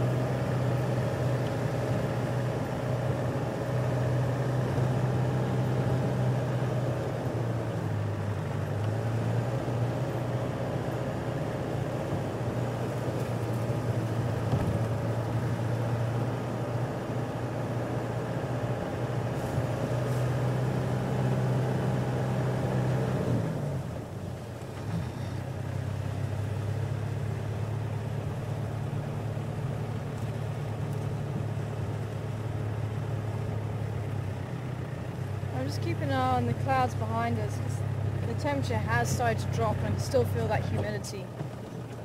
Oh, sorry lady.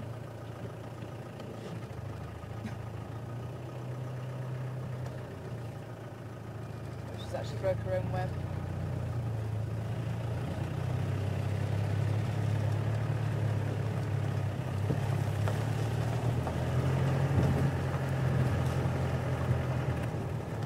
And another one, you might have to duck Herman.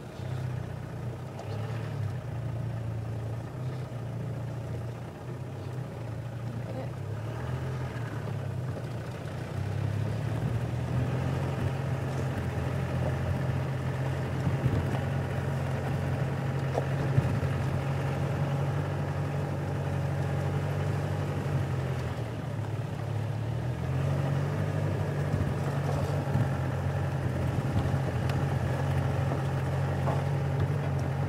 That sudden drop in temperature, so there is quite a large cloud coming in, so I do wonder if we're going to get more rain. As I say, the lack of animals still, who knows, could well mean something.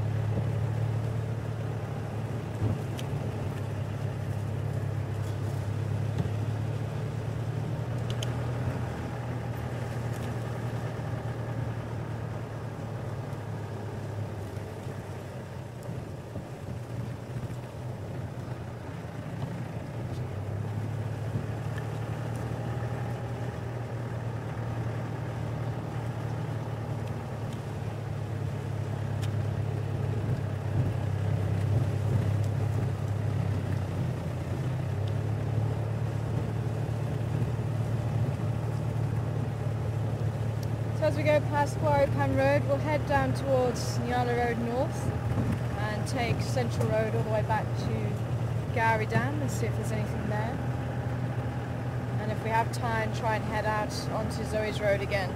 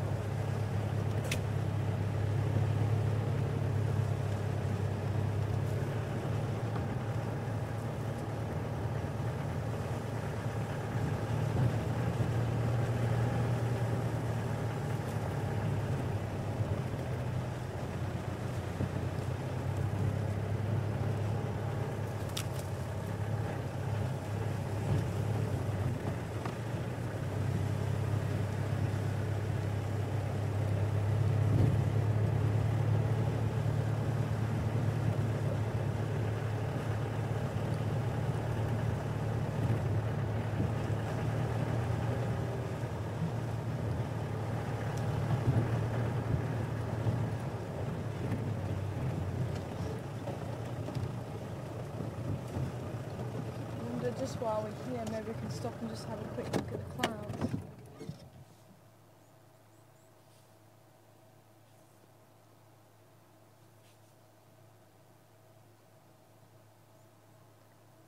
So not too much of a sunset, unfortunately.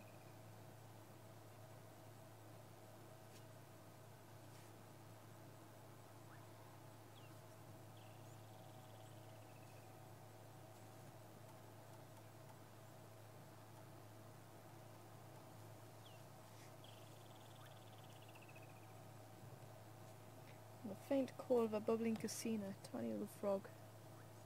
Whip.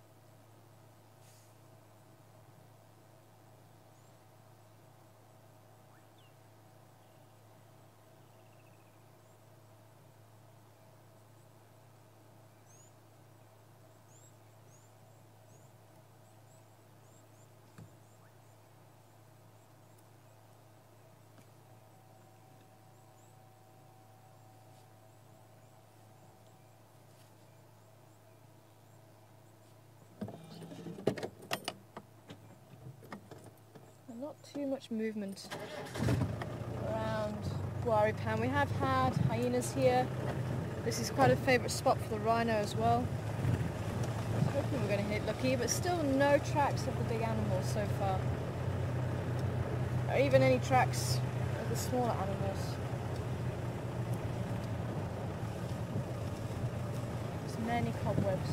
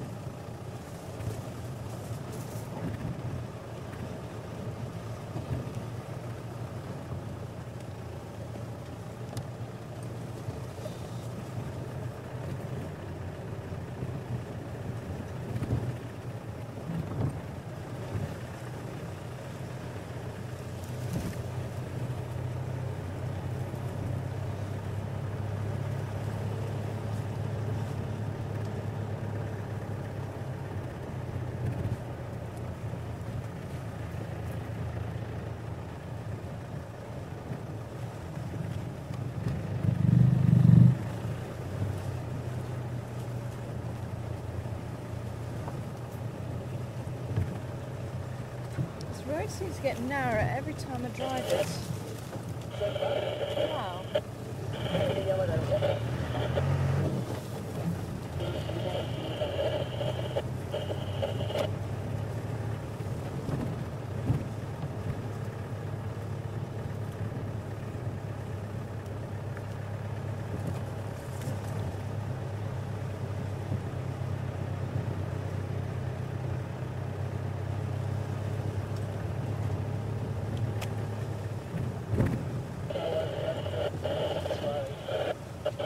I was hoping to give you a track to identify. It's been a while since I've done that. Unfortunately, the light is not great. So there hasn't been too many tracks around. Need to have nice thick soil or really good light for the track to register nicely.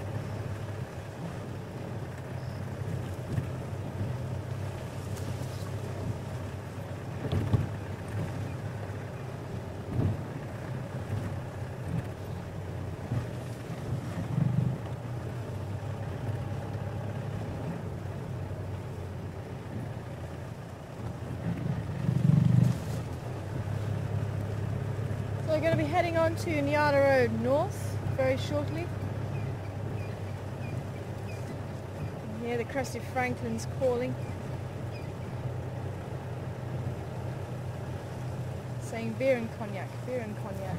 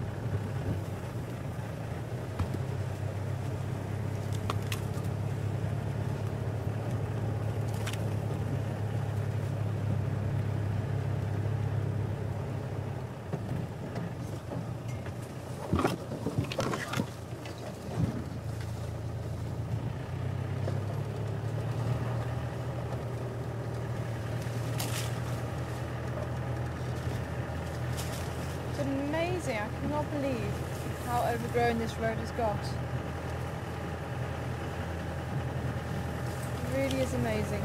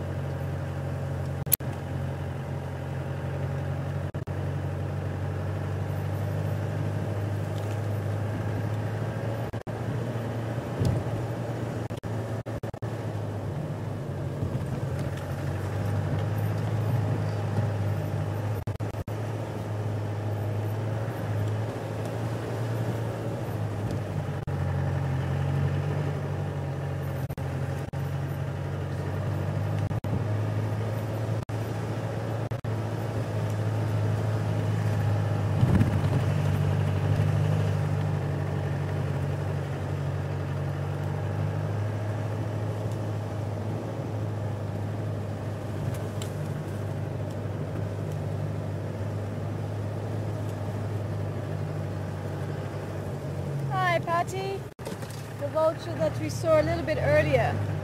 I'd like to know the full name. It is the white-backed vulture. White-backed vulture. And good afternoon to you, by the way. The white-backed vulture, you only see the white back and the wings are unfolded.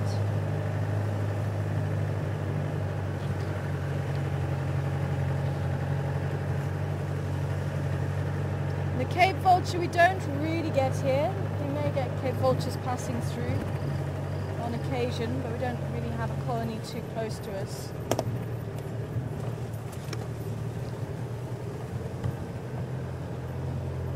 But as I say, the Cape vultures, as well as other vultures, will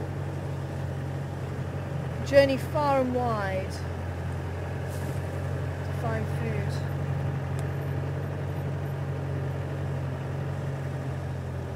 Wow, there's a lot of rollers here.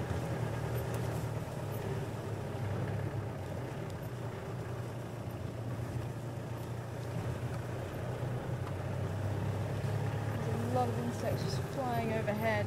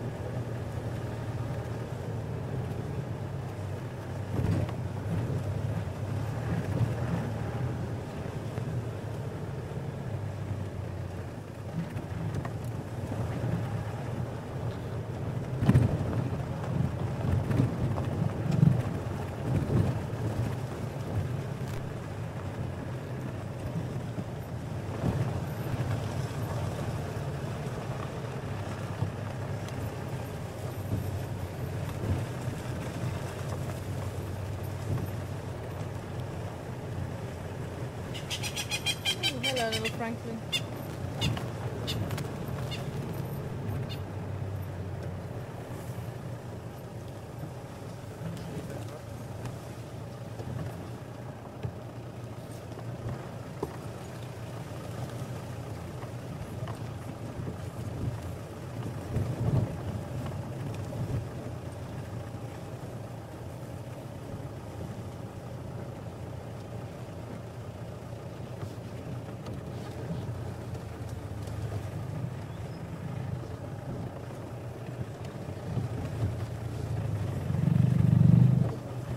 more buffalo tracks here.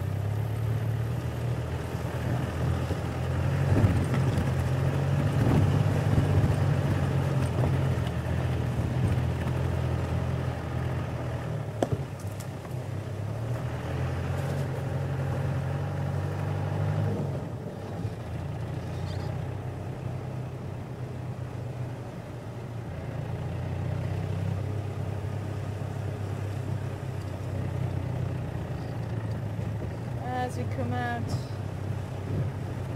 towards Gowrie Dam, in the hope that maybe, just maybe, might see a spotted cat.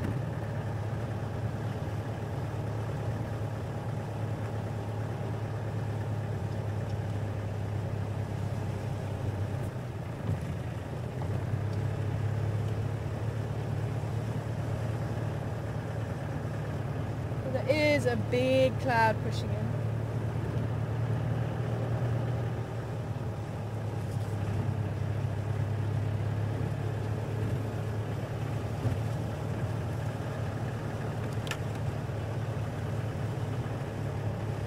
So I think we'll just check out around quarantine open area. Maybe some signs of hyenas. That'd be nice. It's been a little while since we've seen them. And I must admit, I'm getting a very big soft spot for hyenas. Especially after seeing those two hyena cubs.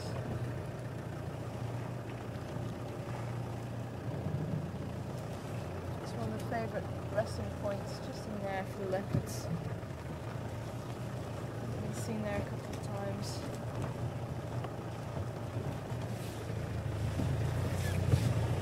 All around here.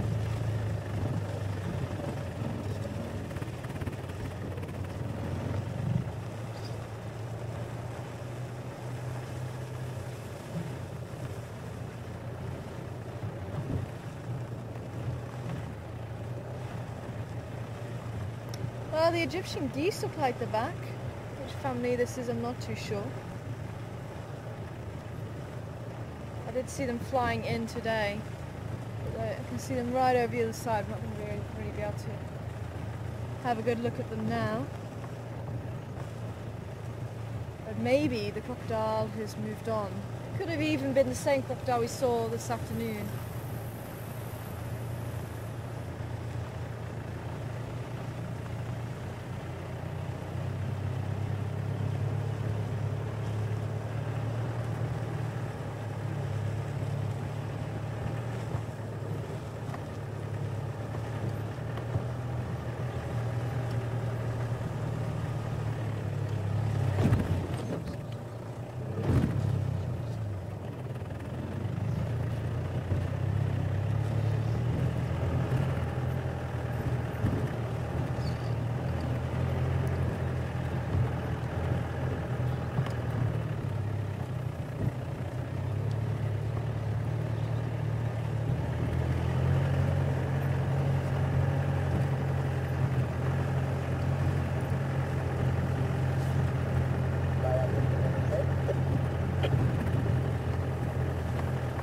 Sounds like it has been pretty quiet all afternoon.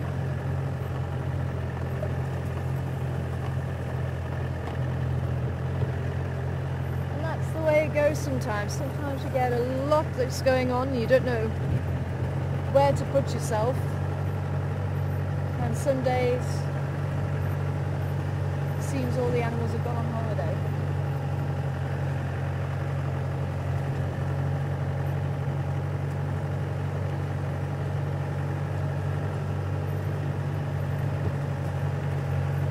But it was certainly nice to spend a bit of quality time with the baboons this afternoon. I hope you enjoyed that. And I am hoping that we're going to have a chance to see the new arrival very, very soon. May even be tonight, you never know. They do give birth in the trees over the night, usually. It's a lot safer, the females can get over the birth. They don't have to try and keep up with the troop during the day.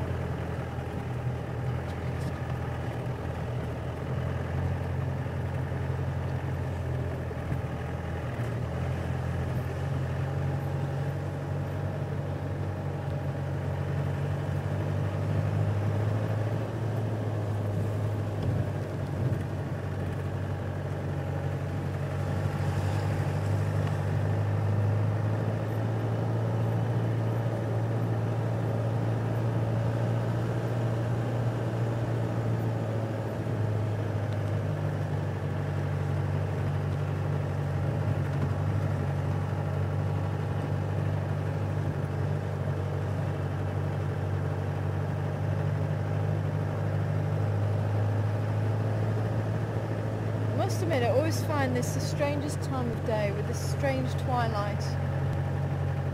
It's neither dark nor light.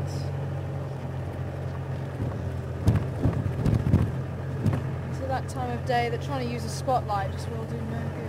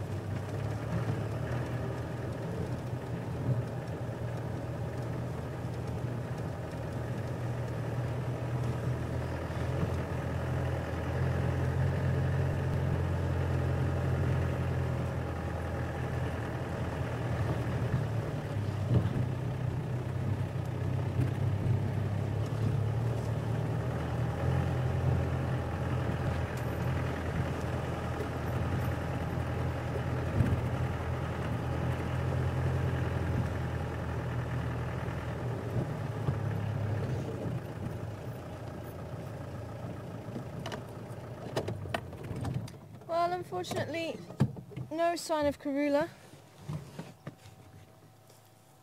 But at least we managed to find the baboons, which I'm very happy about. Maybe Karula will make an appearance very soon. Keep your fingers crossed. But for myself and the rest of the crew here at Wild Earth, thank you very much for joining us this afternoon. Thank you for all your questions, and hopefully we'll see you again wherever we are in the world here on Wild Earth. Take care, everyone. Bye for now.